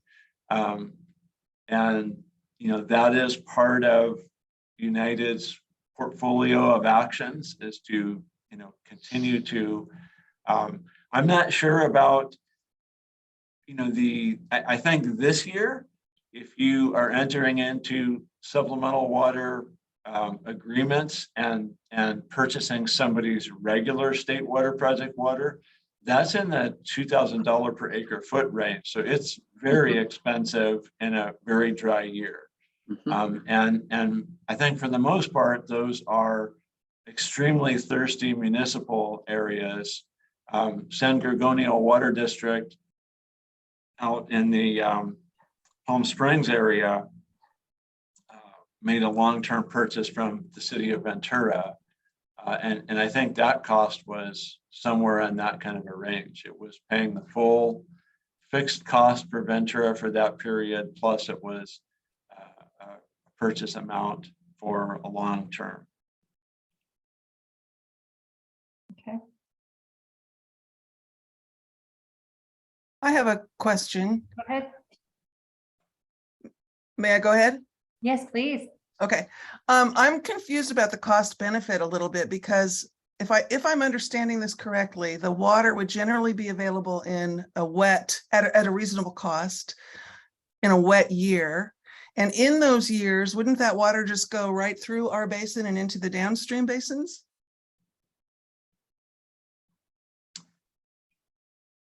Not necessarily. I mean, United is very good at structuring the releases so that the vast majority of that water could end up, in the past, it's typically on the order of 50% of the water will end up in the Piru and or Fillmore basins. And so, one of the things we would want to begin to think about is to have some sort of relationship with the downstream basins that says, if we buy this water and half of it ends up in our basin and half of it goes on downstream, are there others who can financially contribute to that? Fox Canyon, Fillmore, or excuse me, Santa Paula. That's exactly what I was thinking. Yeah. So okay. Yes, the same thing goes if you go upstream. We lose a little bit of that water if we release it out of Castaic as it flows down Castaic Creek. We lose a little bit of that water there. So to have that relationship set up with those basins to say, hey, the loss, as we measure it at roughly county line, is the basin boundary. That water would then become the financial responsibility of the upstream basins. And so your net quantity of water might be a little bit less because of what you lose upstream, but also your cost for this basin would decrease as well. This is definitely something that really works better if there's good coordination between the basins. Yes. And just, FYI on this, I'm working on updating an agreement with Santa Clarita Valley Water Agency for releases that might take place out of Castaic Creek. And some of that water stays, at least for a time, in the upper basin along either side of Castaic Creek. And so, that's an example of a way that you could do that. And Dan and Tony know well, the Santa Paula Basin has a very significant amount of recharge as underflow between the Fillmore Basin and the Santa Paula Basin. So that is also something that's a adjudicated basin, but it has a technical advisory committee and a pumpers group. And so that might be a conversation we have without pumpers group also. So Tony, I just have one question. One more question. So it was 15,000 at about 200 per acre foot, and so that was roughly 3 million that Fox Canyon bought a little while ago. So where are our basins at capacity? Like, how many acre feet could we realistically take on? And then the question is, like, in these discussions, do we then request like 150% of our capacity, and ask the other agencies to cover the extra 50%, like so that we fill up? Or, you know, it's just like, you also don't want to overburden our ratepayers when there are Right. benefits downstream. So it's Correct. like, And how much could we take on, and what would be a you know, when these supplemental opportunities come about, on average, what sort of amount do we generally get, so we can kind of project a little bit that on average we could anticipate like 15,000 or 25,000 big feet, so that when we have this water fund, our goal that we're going to is like in relation to what we realistically could get. Because I would hate to be sitting on money that we not, you know, it's like good to have money, but you also don't want to have money in the bank and you could be implementing other projects that could also be benefiting the basin, you know. This is an extremely complex proposed program. right. And I suggest that perhaps there are some good presentations, Dan, that Murray and Brom have put together on how some of these past releases have worked and how fast water moves through the basins. And that might be a good thing if this board wants to consider this. This is also something that if we're going to consider a program like this, as Tony Morgan stated, it is not eligible for grant funding. So I think we have some more time to chew on this. And this is Correct. also something that if we choose to move forward with this will clearly be something that we will have to go through a Prop 218 process with the pumpers and educate them. And am I correct on that, Stephen? That if we're doing a program like purchasing water, that's definitely not something that falls under the study and planning type of fee. This is something that we would have to go provide educational information to the pumpers, and we would have to have a protest vote type of Prop 218 program, I believe. I'd have to look at that, Tony, for a purchase or for a rate. Well, it would be to the proposal to raise money for the express purpose of purchasing water in the future. It seems like that falls into that category. That's correct. That would, that if we're going to be levying a fee or a rate, we're going to have a Prop 26 issue or Prop 218 issue. So if the board is interested in thinking about this more, I think we have some time to continue talking about it. We are far from having full reservoirs in the State Water Project at this moment. And we do have some things we're still spending money on this year.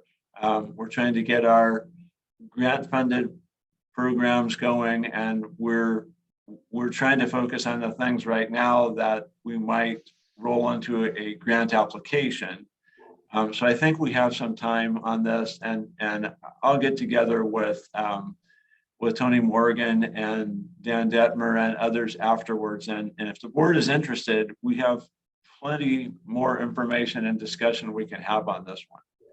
But I think we would like to know if, is this something the board would like to have more information on in the future and a continued discussion? Because it is going to, I think, for the board to be informed, we're going to have to chew on this a little bit more. First of all, Director Kimball. Yeah, this is one of those things that, I mean, it sounds wonderful, and every GSA should include it in their projects. And for Fox Canyon, who have a basin that for the foreseeable future will not be full, they can take water any day, whether it's pouring rain and has been for 5 years. I think for us, it's highly problematic. And let me put on my pumper's hat for just a minute, because we talked about this at the pumpers years ago. And the problem for Fillmore and Piru is we buy water, we put it in, and then it rains the next year, fills the basins, overflows, and that water that we paid for goes downstream. And we can't just send a bill to Santa Paula and Mound and Fox Canyon. So then putting on my hat, and so there were significant questions among the pumpers, like, why do we buy water when these basins refill in the wet periods? Yeah, we don't know when the wet periods are going to be, and we don't know how long the drought's going to come, but they do refill. I mean, in all the historical information we have, they refill. So it's problematic for the ratepayers, I think. We need to really justify that they get the benefit, and that they clearly get the benefit. Putting on my United hat, I think maybe maybe in the long term is a project better managed by United, because they can manage the benefits to each basin. They don't need to arrange interbasin agreements and negotiate all that, and then things change. It because they're already, or United's already in charge of or responsible for the sustainability in a way of the basins. And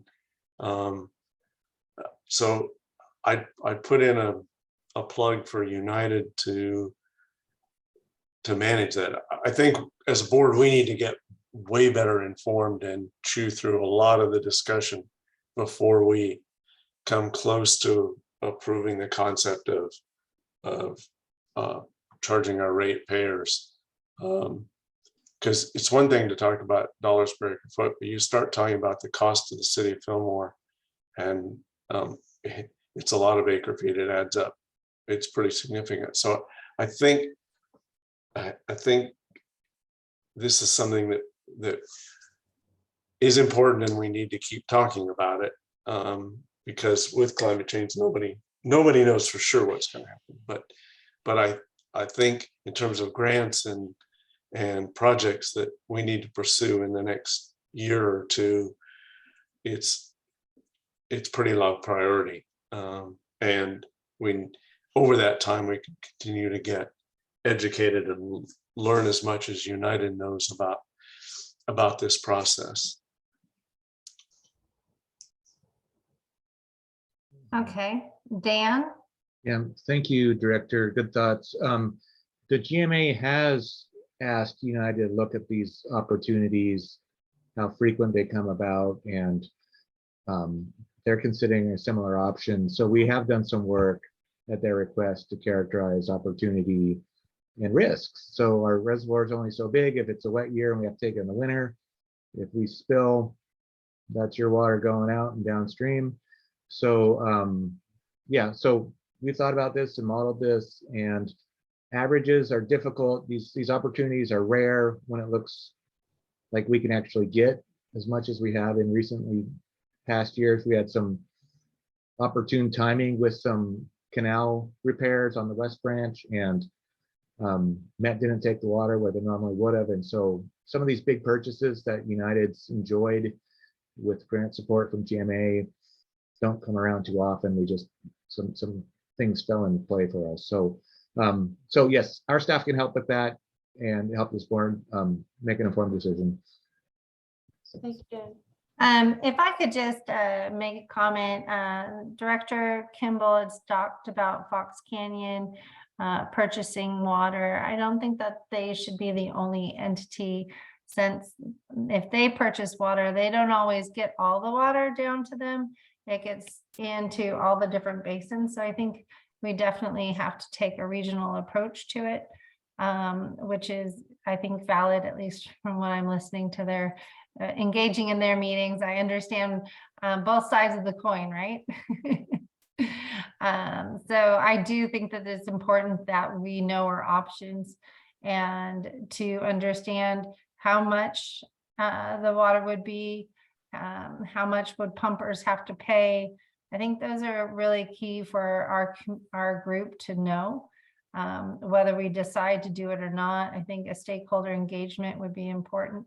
I believe from the beginning, pumpers have stated that they would like to know what the cost would be. They weren't saying yes to buying the water, but like anyone, we need to know when it's available, how much it is, that kind of stuff. And we might have to build a portfolio of funds so that when it is available, we can act now. I don't know what the connection would be with United if we needed to buy that water right away, how that would even work. I don't know if we can get a loan for 1.5 million or something of that nature. So I would think we'd want to look at all the different avenues so that we could be prepared. At least that would be my feedback. So coming back and talking to us more would be advantageous. Any other comment, directors? What do you think? I agree. I think we need more information, and I think that there's no way this is happening soon, and we have other stuff on our plate. So I would advocate for pushing it into sometime in the future. Okay. Anyone else? All Sure. right. Did you go ahead? Oh, yeah, I'll weigh in. Thank you. So I'm struck by how complex and how many players do factor into this. It's fascinating.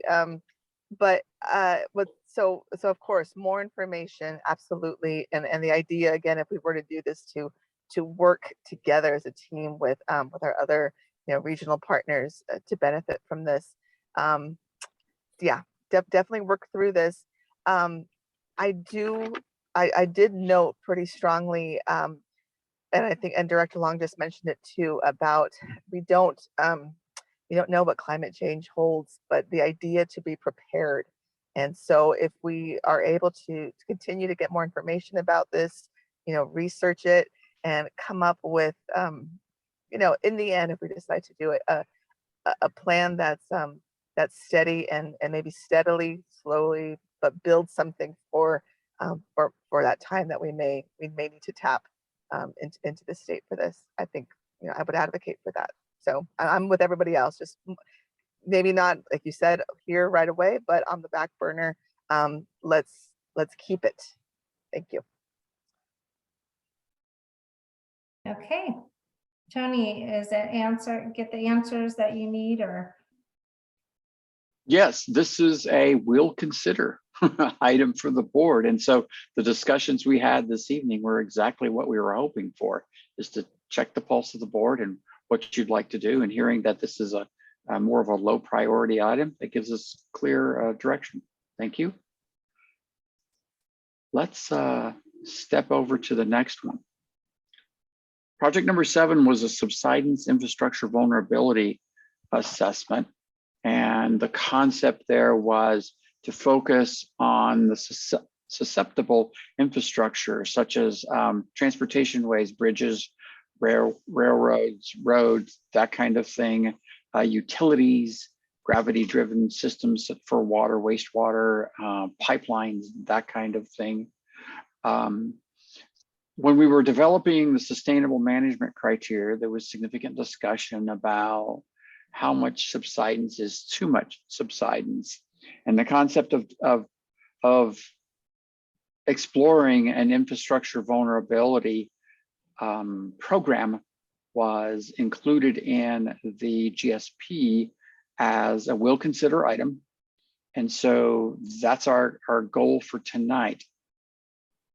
Are the basins susceptible to subsidence? Not really. Both DWR and the tech memo that came out in the GSPs gave it a low ranking for susceptibility. There's no documented evidence, either anecdotal or measured, of subsidence in the basins. Is anyone doing an extensive systematic evaluation of subsidence in the basins right now, not actively, but we will talk about this. But subsidence is one of those things that is front and center in DWR's mind. And obviously, if you follow the news at all in the world of water, you hear about subsidence in the Central Valley and all of the issues that causes with placing limitations on the canal network, the infrastructure to deliver water. So it is front and center on DWR's mind. And so it's something that the board was thinking of considering. So what are we doing right now? Well, our monitoring program right now consists of using the satellite-based data, the INSAR data that are now coming out multiple times per year. DWR is paying for this. They released the data, and the directors here just recently approved DBSNA to prepare an update on the latest set of INSAR data and bring that to you as a technical memo that says, here's the latest information from DWR as we're moving through this continuing drought conditions. There's also been discussion of putting in a continuous global positioning station in each of the basins. So the GSP suggests one in each of the 2 basins. And so this is exactly what it says. It's continuous global positioning station, and it takes readings, depending on how you program it, typically every 15 to 30 seconds. It's measuring the X, Y, and Z of a particular point on the ground beneath that station. And so it's a lot of data, a lot of information. And there are these kinds of stations around the basins. There's 4 of them that are nearby, but they're up in the mountains, in the bedrock, and not necessarily down in the alluvium of the basins where we would want to monitor the impacts, or lack of impacts for that matter, of groundwater extractions in the basins itself. So the questions we have for the board are, is an infrastructure vulnerability evaluation, which would not be a simple project. That's going to be something where engineers are going to have to look at the gravity flow systems, for example, in the town of Piru and the city of Fillmore, and find out how much land movement, how much subsidence would be too much to interfere, or enough to interfere with the gravity sewer systems in the city, throughout the city, or the gravity water distribution systems, if there are some in the city. So it's those kinds of evaluations that would have to be done, and those are not insignificant efforts to be done. So the question for the board is, do we think we need to do that, considering we're in a low subsidence potential areas? You might want to think about waiting a little bit. We'll have the INSAR report to you in the not too distant future, so you can take a look and see what the latest information is telling us. Okay, that takes us to the next step. If we think, yeah, we probably ought to do that, then maybe we ought to think about moving ahead with the continuous monitoring systems, and then identify some funding sources to support those efforts. So this is just kind of kicking this off and teeing this up once again for you to see what the board's temperature is for this kind of will consider project from the GSPs. Can I go? Okay, go ahead, Director Minigan. So, Tony, I'm happy to pend until the tech memo comes out to better understand what the INSAR data is showing. Mm-hmm. But I would be interested to know how much a continuous GPS station costs. And then I think when identifying funding sources, I think we should also expand that to include partnerships, because there is UC Cooperative Extension and UC Santa Barbara and the Ventura County Resource Conservation District, and all of these folks are doing long-term monitoring on the watershed too. So I think there may also be opportunities to go in on the continuous GPS stations with these organizations that are doing, you know, research for agriculture in the. Okay. I wish answer- Ben was still here because he was very much engaged in these discussions when we had the SMC ad hoc committee meetings. Yeah, I just feel like this is more of a ticking a box for DWR, but it really doesn't come to a high priority for me looking at the other projects that we're still going to discuss. I can help you with one of your questions. The cost of the GPS, the continuous GPS stations, it's my understanding the last numbers I saw where it's 20 to 30,000 for the station, and then you got to set it up, install it, you know, get land access and all that. Yeah. So, and then there's an ongoing operational cost where you have to collect the data, process it, that kind of thing. Okay. Director Jensen? I have one comment and one question, and the comment is that I kind of think we should be moving this up a little bit on the list, simply because subsidence is called out in the executive order about well drilling. It's one of the criteria that we're supposed to consider in the approving new wells. So it seems like the more information we have, the better. And then my question is, would any of this then be eligible for the current, the grant that we're about to apply for? The short answer is yes, it would be eligible. And we'll talk about that a little bit more when we get through another project here. Okay, Director Kimball? So I've been pushing this, but also listening to Tony. I wonder, I wonder whether we should wait to see what DWR's comment on our saying, you know, there's never been a history, and so we don't think it's an issue. Question for Tony. I mean, thinking about it now, for subsidence, you don't need subsidence data every 15 seconds. Could this also be done with monuments that are surveyed every 3 months or 6 months or something that would be a more appropriate time frame and at a lower cost? The short answer is yes, they could. It's obviously more labor intensive, and then usually, unless you have lots of monuments around the basin, you know, you don't get the picture that you'll get from the INSAR data. And then the other end of the spectrum is the continuous monitoring stations are only a single point on the ground. Right. So you would have 1 point in Fillmore and 1 point in Piru. And we would have to think a little bit about where we would want those to be positioned in the basin, probably drawing heavily upon the INSAR data.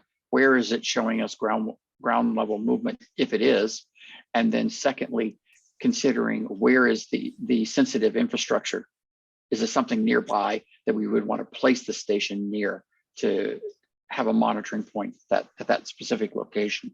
Yeah. So I hear what you're saying. There's other ways to do it. And the monuments themselves cost a little bit of money. They're not outrageous, but there is the ongoing cost of doing the leveling surveys. I just had a follow-up comment on the executive order. I do think as much as it's called out in the executive order, that's also related more to Central Valley issues, which are more in circulation in Sacramento than maybe our Southern California issues. So I'm still not inclined to push it up the priority list. But that said, I'm still interested in reviewing the tech memo on the INSAR data. And I would concur with your thoughts that the subsidence issue is very Central Valley focused. Doesn't mean it isn't happening in other places and being under consideration, of course, but it's very Central Valley focused. I think personally from my, in hearing what we've been discussing today, I would like to wait for the NSAR data update report. I'd also like to hear back from DRW as to what they think about our proposal and our plan before we spend money in regards to positioning statements to stations, because then I'm thinking, okay, but to actually do a whole matrix, how much is that going to cost, and what areas, and where there's a lot more details to come from that. So I would want us to be very focused in regards to the subsidence. Is it more by the higher slopes, like what would be that criteria of picking and so forth. And then to me, it would be more as we get grants, as we're learning the topography of, the valley, that type of thing, working with nonprofits, organizations where they're studying the data and so forth. I could see it for those reasons. But I think that's something we need to look at, but the high priority to me would be getting water, making sure water stays here in the basin. So those would be questions that I'd be asking. Anyone else?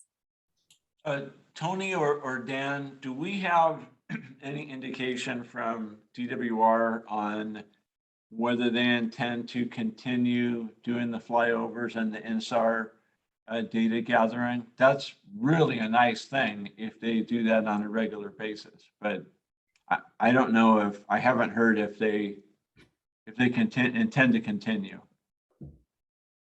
The last comments I had from Stephen Springhorn was that they thought they had sufficient money to continue that for the next 2 to 3 years. Obviously, they're on, a budgeting cycle just like every other state agency, but they thought they had commitment of funds to continue for the next 2 or 3 years, and then they'll be working to renew that along the way. It wouldn't surprise me at some point in the future if they find areas where the subsidence is not an issue, that they lean that back some. Right. Okay. Other directors? I would concur that let's see what the next report tells us. Maybe we can just dial in, where any potential issue areas are at, and then collect our thoughts after that. Okay. Would be my thought. Any others? All right. Go ahead. I'll weigh in and just echo what you said, Chair Long and Director Menaching, and others about waiting for that INSAR data, and not particularly the highest priority, or to move this up to the highest priority. Okay. All right. And there you go, Tony. Any other Very good. You need? That's excellent on that one. Okay. We can move on to project number 5, additional water quality sampling. Another will consider item that was listed in the GSP. And it was more or less focused in the Pole Creek area, looking for some expanded water quality sampling in that area. I don't view this one as being super critical, but nonetheless, it's something that was called out by some stakeholders and was written into the GSP as a will consider item. Okay, so the concept would be is that we would either add wells or add analytes to the laboratory program that is currently in play by United and or the Water Protection District, Ventura County Water Protection District. We would need to identify some funding sources for that. I think that if there's additional analytical costs, they're not monumental costs. If we had to, for example, add boron to the list of analytes that they're going to send to the laboratory, that's not a big dollar amount. But nonetheless, if there's a new wells, additional field labor that's going to be needed to do that, And this is a program that's specific to address a data gap that this agency requires or requests. And it's not necessarily something that United or the county feels are required for their mission. Then that feels like that should be something that this agency should fund. So this is a pretty, in my mind, this is a somewhat soft project. I'm not trying to bias your thinking one way or another, but that's just from my perspective of all the things in front of it. This to me is not a real high priority. But it's also more of a low cost, right? That is correct. And can be done quarterly, can be done very easily, right? Yes, if United and or the county were willing to add on to their sampling runs in the field, that would be the most economical way to approach this. But that's their decision to make, whether that's feasible for them. Right. Well, Tony, can I ask? Dan, you have your hand up? Yeah, thanks. Do you recall if the comments were related to inorganics or organics? It was inorganics. Okay, so that's an easier path. Exactly. Yeah, boron, selenium, that kind of thing. Okay, I'm assuming maybe a little chloride because we're kind of at the leading edge there. Yeah, these were concerns about legacy concerns over the old Superfund site. That's no, it was inorganics. Okay, thank you. Okay, any comments from our directors on this? I have a comment. So maybe we should ask United and the county if they're willing and like what that would cost. So we have more detail on what we're committing to. Yeah, I think we could reach out to them, can't we? And find out if this is something that they could support. Sure. We can likely entertain some minor additions to our monitoring network or a couple extra analytes if there's good target wells. I don't think there's a lot of wells on the Pole Creek fan, so agreed. Drilling a well is something different, but if there's good production wells that we could sample, we're approachable on that. Okay. Okay. If Director Kimball agrees.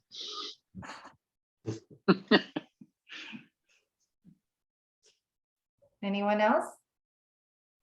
Okay, I don't see any other hands raised. So Sorry, I am here. This is Director Villaseñor. I just wanted to weigh in that although like you said, it's a soft project or something that is maybe not the highest priority. I mean, water quality is very important, and I know for the residents of Fillmore, with my city hat on, if it's something that again is not too much on the price end, if it's something that again that United could assist with funding, and we can do, I would like to see it done. That's my 2 cents. Thank you.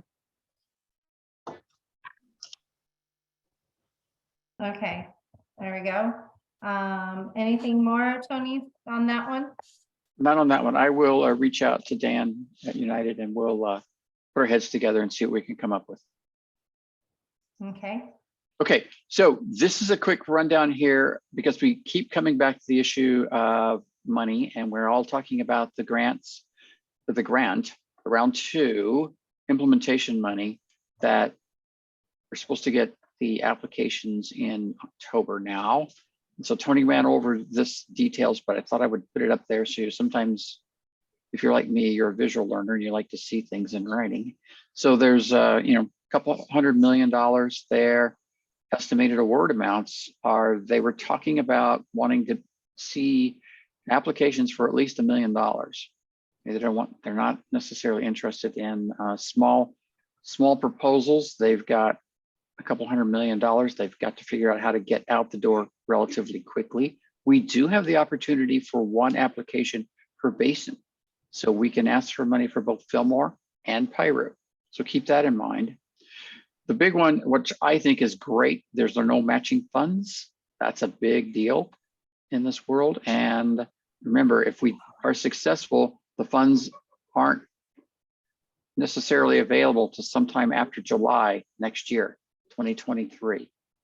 So you got to get your application in quickly, but the funds aren't available. So what kinds of things might we ask for? So this is a very busy table. And so let me walk you through it just a little bit. So I set with the round one awardees of grant money, and I went through the list of things that they asked for money for and were awarded. Okay. And off to the far right, you see round one example amounts. And then under the first one there, you'll see, for example, there says S equals 400,000. Well, if you look down at the bottom, S is Salinas Valley GSA. They asked for $400,000 in grant administration costs. Okay. And you can see that the dollar amounts there. So I'm thinking, if these are numbers that DWR is okay with, looking at the restriction that your grant administration is typically not 10%, not more than 10% of your grant amount, why aren't we asking for $100,000 for each of those? These numbers here under the grant amount that we would ask for are my numbers. I stuck my finger in the air. Oh, excuse me. I licked it first. I stuck my finger in the air and I said, which way is the wind blowing? And I came up with a number. We haven't, the executive director and I have not finalized these numbers. This is just an example of things that we could do. So there's a potential on the left-hand column for the inclusion of many projects. And so I just racked my brain a little bit, said, you can ask for money for the Cienega Springs project. Okay, so why not ask for a healthy amount of money for that project?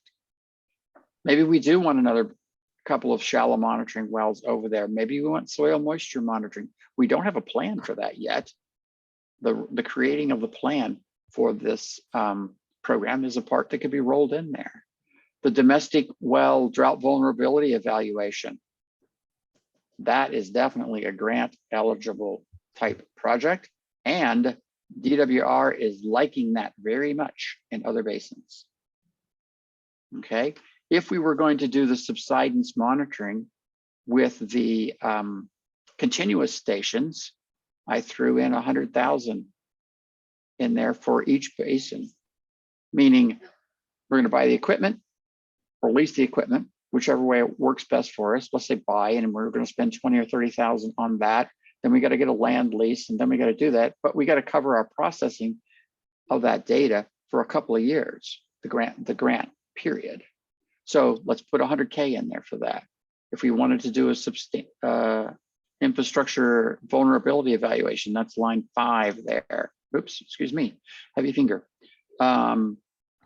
I wagged a number and said, let's put 750,000 in there. Again, there's no match. We're asking DWR for money. The next two, 6 and 7, are another way we can estimate whether our basin is susceptible is to add the subsidence module in United's groundwater flow model. Okay, add that to it. Okay, to do that, we probably need to update that model to maybe USG, which is a different version of the mod flow model, and refine the discretization, meaning if you remember, they had cells 2,000 feet on a side. And so maybe we need to make that smaller. Maybe it has to be 500 feet along the river where we want more detailed information. And so there's a money in there for United's time and effort to be able to upgrade that model. Again, I made up numbers and put them in there, okay? Folks were actually asking for money to do their GSP revisions, expecting to get requests for revisions from DWR. Thought, all right, well, why shouldn't we throw some money in there for that? You can see there's a couple of folks there that asked for $425,000 and $336,000 for that. Okay, we'll be a little more modest. Put in there for a little bit less. we have a 5-year update coming. People were asking for money for their 5-year update. Now, this one is a little odd. You have a 5-year update, but if you read the blue text at the bottom there, you have to have everything completed before June of 2025, for the end of June 2025. So I'm not sure how they think they're going to get a 2027 GSP update done by June of 2025. That's a little odd how that works out, but nonetheless, they're going for it. If we decided we wanted to do the non-native or invasive plant removal program, there's an opportunity to put some money in there for that. There were people asking for your annual reports, so I put in 3 years worth of annual report money in there. And also, you also should always be asking for funding for your grant preparation. So the point was to say, if we had a bunch of things, can we get to 1 million? Oh yeah, we're easily over 1 million. So you can see one Fillmore is a little over 3 million, 2.8 million rounded off for PIRU. So it's easy to hit these targets. We'll need to do a little more justification for the numbers that we put in there, of course. But this is the kind of thing that I think we need to be beginning to think about so that we can say, are there things we want funding for?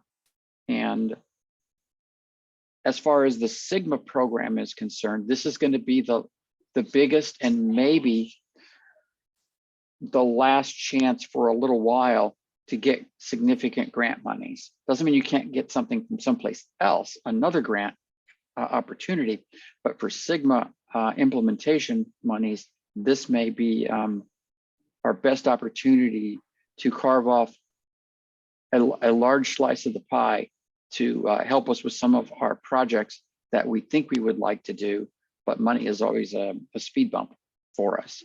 So let me be quiet for a moment and let you digest what I said and digest why someone could ask for $400,000 for grant administration. All right, I'll hand this over to Director Milligan. So Tony, with the grant administration, because I think we went over, right? And we also had rate adjustments from yourself and United. And I think, you know, I know these are placeholder numbers, but I would like to see like where we did come out and whether or not that's a realistic number. Because I was going to say, I'm also aware that this grant is running out and we have to pay for staff to continue doing this type of work and administrating the projects moving forward. So I'd be supportive of us loading the grant administration for personnel. I'm just the subsidence infrastructure vulnerability evaluation at 1.5 million. I don't know. I would rather up the ante on Aranda removal because we know there's actually a water benefit there and there's a multi-benefit there for the environment and for water conservation and fire resiliency and everything. And then I'm also wondering why it's so high. Oh, please. Number. I know you said like it's a lot of engineering, but is that a realistic number? Since we haven't really defined the scope on these, this is me, again, licking my finger, sticking it up in the air and seeing which way the wind's blowing and feeling, yeah, it's probably a bigger number and it's not a small, it's not a $10,000 study. It's more than $100,000. Is it $500,000? Could be, depending on how complicated we make it in our scope of work for that consultant to do that infrastructure vulnerability evaluation. So these numbers are not cast in stone at all. These are just me giving you, I call them EWAGs, educated wild ass guesses. So to follow up on that, do we need the subsidence vulnerability evaluation to add it to the flow model, which is another line item below that? In my mind, if if I can put the director hat on for a moment, if I had to spend money, I would spend on adding the subsidence module and upgrading the model before I would spend it on the infrastructure vulnerability evaluation. That's just me. And we sort of got that conversation earlier tonight where we said, we're going to kind of push that to a lower priority and not get too wound up about it. My only reason for including it here was, number one, we hadn't had that conversation, but number two, this is a chance to ask for money with no matching funds. Yeah. And if we wanted to ask for money, this is our opportunity. So Well, any of these items can be dropped, expanded, decreased in dollar amount, whatever is the preference of the board. We're just trying to get an idea of, can we hit our minimum $1 million number? That's no problem. We can do that.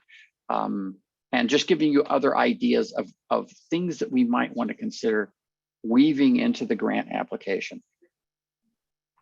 So I'm in favor of scrapping that number 5. I would rather include a project about domestic well vulnerability assessment. I know that might have been discussed when I was having trouble last meeting, or maybe we haven't covered it yet, but I would prefer to have a domestic well vulnerability assessment. Okay. With regards to the GSP update, I hate to be a stuck record here, but there were some data gap analysis things with regards to endangered species that we didn't include in 2020 in our recent plans, which we punted to the revision. And I feel as though if we're going to answer some of the questions that we can anticipate DWR will come back with regards to endangered species, maybe we should be doing temperature and dissolved oxygen monitoring in our GDE areas for steelhead. That might be a project worth including. I had a brief conversation with Bruce Orr about this today. I know that was part of the IRWM GDE stuff that they have proposed to IRWM, but again, like that grant might not get funded through that process, and it would remain a data gap for our update purposes. Yeah, so I think maybe that revisiting some of those GDE things that might require some analysis for the update is possibly worth further discussion which we don't need to get into this evening. Got it. Thank you. Okay, I have Director Fordo. Yes, I think you could pick off a number of these and ask for some funds. The project 9, and I just don't know. I just can't understand how to implement a 2027 update prior to, that's $1 million combined there too. But there's some other valid projects here, like the number 10 and those annual reports. I mean, I wouldn't be opposed to loading up an application. That's my thought for the night. Thank you. All right, Director Kimball. So the subsidence question, I mean, the only risk here is that DWR requests us to do something and we haven't put it in the grant. I agree that correct that from our perspective, a rundo removal is probably much more valuable to the basin and the sustainability than, but if we don't do the subsidence or do some of it or even ask for it, and then they come back and and they say, well, you're just waving your hands here. You've asked for the ability to draw the basins down below historical levels, but you say, well, historically there hasn't been any subsidence, and that's I'm not sure where I come on that, but that's to me that's the risk, is we don't ask for it, and And this is our last big chance to ask for grant funding. And, you know, and then we need to do something and we have to pay for it. So, and I do think it's pretty cheeky asking for 2027 GSP updates. I think that's a little harder on our credibility. Agreed. The rest of it, I mean, I think we should ask for grant administration. We've spent a lot of money doing that, and the annual report preparation is you know, if other people are doing that, I think this is a good table, and it's only the subsidence one that I'm not sure, and I'm not sure how they allocate it. If you know, if they just say, okay, yeah, we'll support your projects, but you know, only at that 70% level or something like that. So, but that's all I've got. All right, go ahead. Director Jensen? You're muted. We can't hear you. I'm sorry, got excited. I think that's a really important question, Gordon, because I would be inclined to load this thing up. I mean, it is non-matching funds. It's the last chance. There's a huge cap on it, and I would be inclined to ask for everything we want to do that's in our project list, except buying water. But if they say, okay, here's 70%, do everything, then we have a problem. So I think that's a really important question. Would they pick and choose by project? Would they give us a percentage?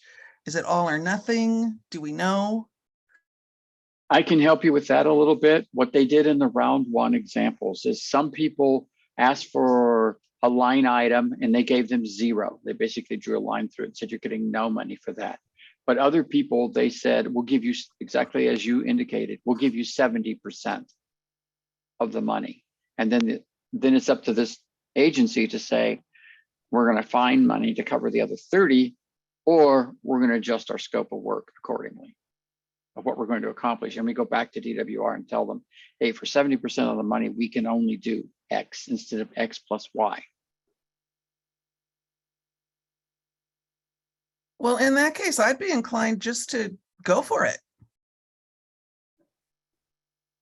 I think maybe with the GSP updates is maybe like GSP update data, you know, like addressing data gaps for GSP update, you know, so you're still getting funding for the GSP update and implementing things that would need to be done, but I mean, the plan won't be done. Right. I would agree with Director Minigan on that. Is there any updates, any other modeling that we didn't get done that we need to do? Any other data points that need to be searched or done to get us ready for the GSP 2027? That's far less cheeky. Yeah. It's in preparation. We're always consistently planning. Smart. I think that's a great idea. I was just trying to think also, is there anything that we're missing that is one-time infrastructure that we're working with other organizations or anything? Like, is there a bridge going out or a, heck, I don't know. Is there something in either of our basins that really need that infrastructure support that we can help with to make sure water is flowing where it needs to be? That's the only, when I see this list, that's what I think about. Carol, Okay. do you have a question? Your hand's up. Oh, I forgot to put it down, sorry. No worries. But yeah, I would say you should go for all of it, but I'm just questioning. Director Kimball.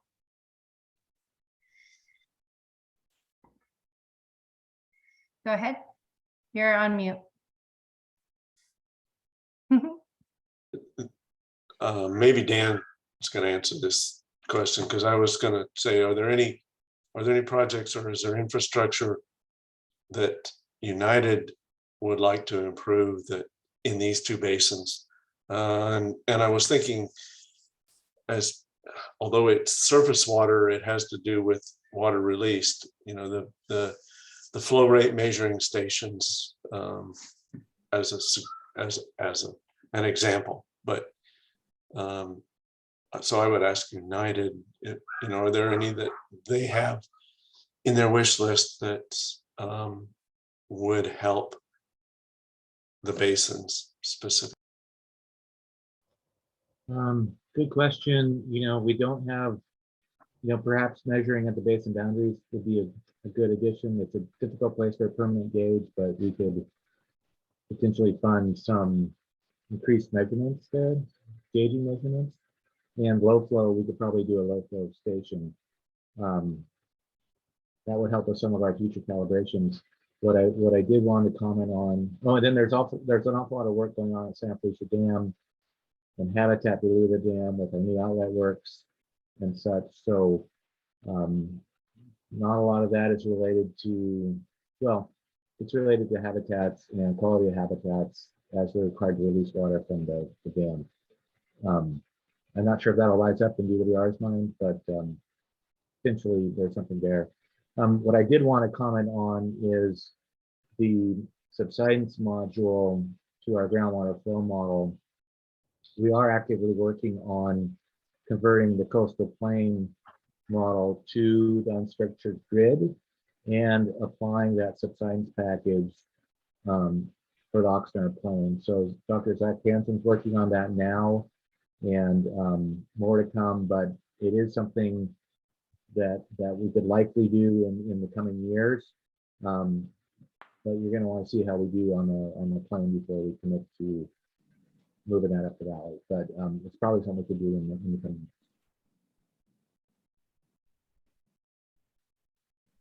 years. Okay. Did that answer your question, Director Kimball? Okay. Any other directors with comments on the grant proposal application of what we would do?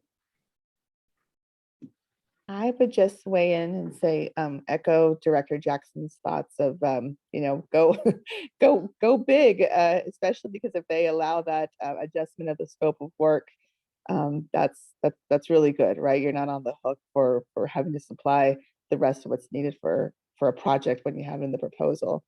And you know, and thinking of the subsidence, you know, I say include, you know, include both. And I know we had a discussion earlier about the predominance of the subsidence problems being in the Central Valley, but and I'm sure a lot of funding for subsidence will go there to those GSAs, but also, you know, the department may want to, you know, need to show that you know, that issue can come up across basins across the state, and so, you know, they're probably also looking to ensure that the problem doesn't get worse in areas, you know, where it might be minimal. So, you know, Ventura County might be one of those.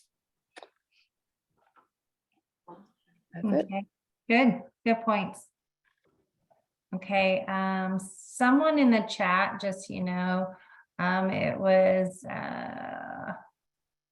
who was it? I think it was, yeah, sorry. Andy? Jackson, sorry. I apologize. I've been calling Director Jackson Jensen. I don't know where I got that, and my total apologies to everyone in front of everybody. Okay. Anything else on this item? So I think this is wrapping it up for this item, and I know that this is the last one on the meeting for tonight. Is there anything? It needs to be a motion. Is it a receive and file and to approve these, or it's a receive and file and provide comments and directions? I think we have done it. So is there anything else you need? I don't think there's anything else we need here. I think you have provided us excellent direction, and we can continue working from here. Okay, so Agreed. Steve, do we need to have a motion for this? I was going to mention, it couldn't hurt to have a receive and file, so we have a record that, the board did do this and, if, it's in compliance with the GSP. So I'd recommend a motion to receive and file. Okay, thank you. It's been motioned by Director Minigan. And can I get a second? Second. Thank you, Director Jackson. And please vote.